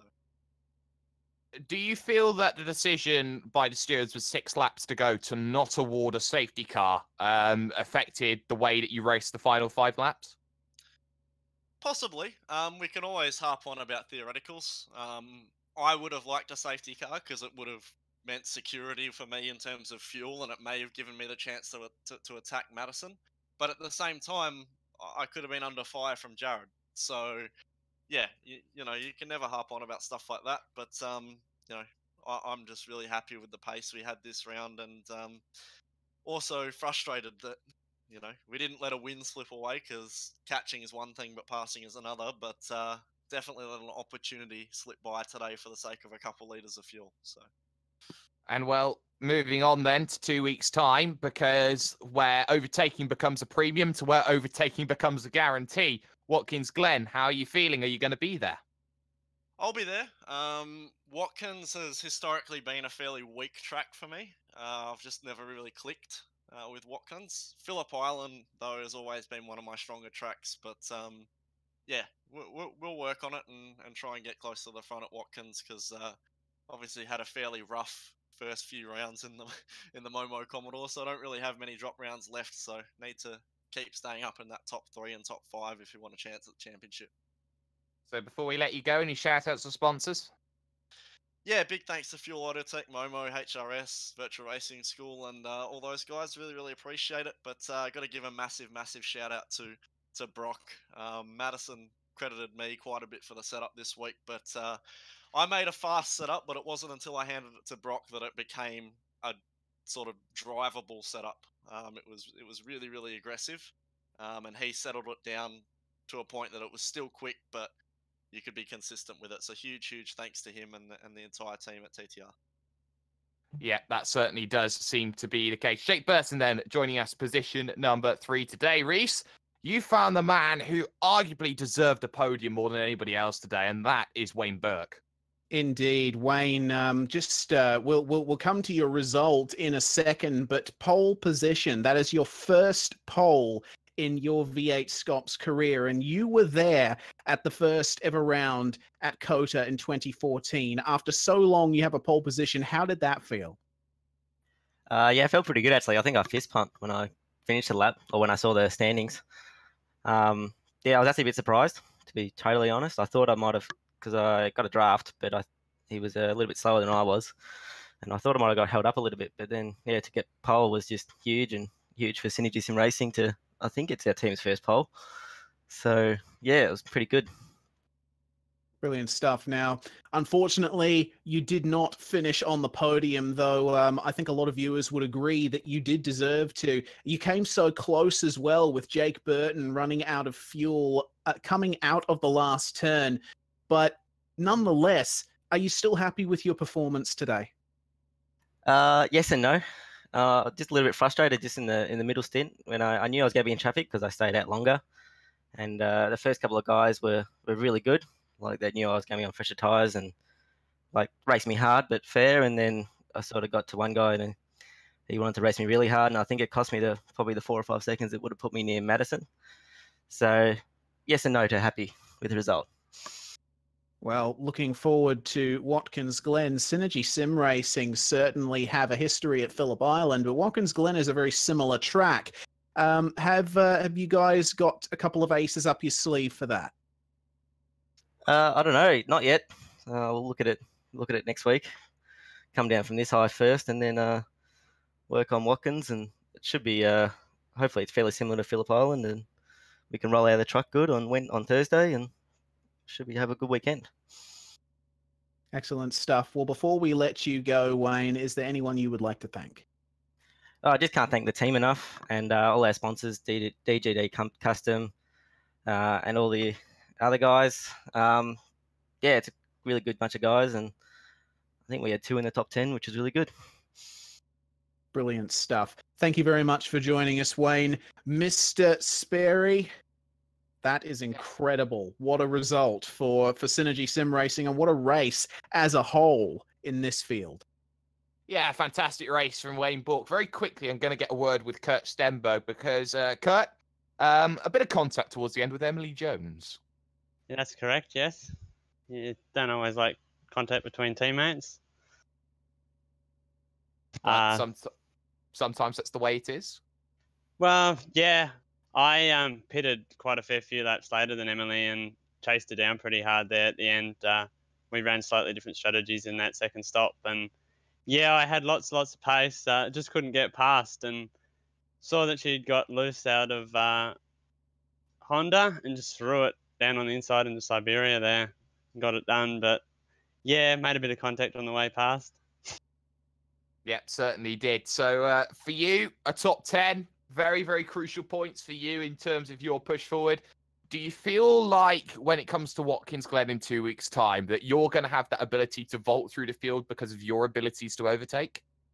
Yeah, Watkins Glen's actually one of my strongest tracks, so I'm very looking forward to getting there. Phillip Island's actually my weakest track on the schedule to become P9. It's very, very good looking into Watkins. I reckon I can push even further up the grid there. Well, we'll hope to see that from you. Kurt Stenberg joining us then from Trans-Tasman Racing. But, Reese, final thoughts then coming out of Phillip Island. I am absolutely blown away by the action. You know, you had drama of all kinds, and you've had stuff happen in this race that I think will be talked about for quite some time to come. I think some of the stuff that happened in this race, you know, Burton with his with its incredible pursuit of Madison, only to falter right at the line. And of course, the steward's decision to not bring out the yellow flag for Dane Warren, I think that's championship defining stuff. It's a big, big seismic shockwave that we see as we head in 2 weeks' time stateside to upstate New York, to Watkins Glen, and to an absolute beauty of a race it is sure to be. A big thanks, though, to the sponsors, to Cut Price Racing, to West End Mazda, to Oceanic Sim Racing, and, of course, to the Virtual Racing School. This has been the Virtual Racing School V8 Supercars online premiere series. And I tell you what, that has been Reese Gardner, the Southpaw Racer. That has been Jay Kennedy. Pause for dramatic effect. Kennedy in the cameras and pretty much directing things out today. I am Corsum, hashtag Do You Mind Jake Sperry, the observer of sim racing. And what a seismic decision a caution would have done. A safety car could have changed everything. But it is what it is. The fuel runs out for Burton. It's a lifeline for Jared Filsell. But the madman, Madison Down, is back where arguably he deserves, in position number 1. Have a good one.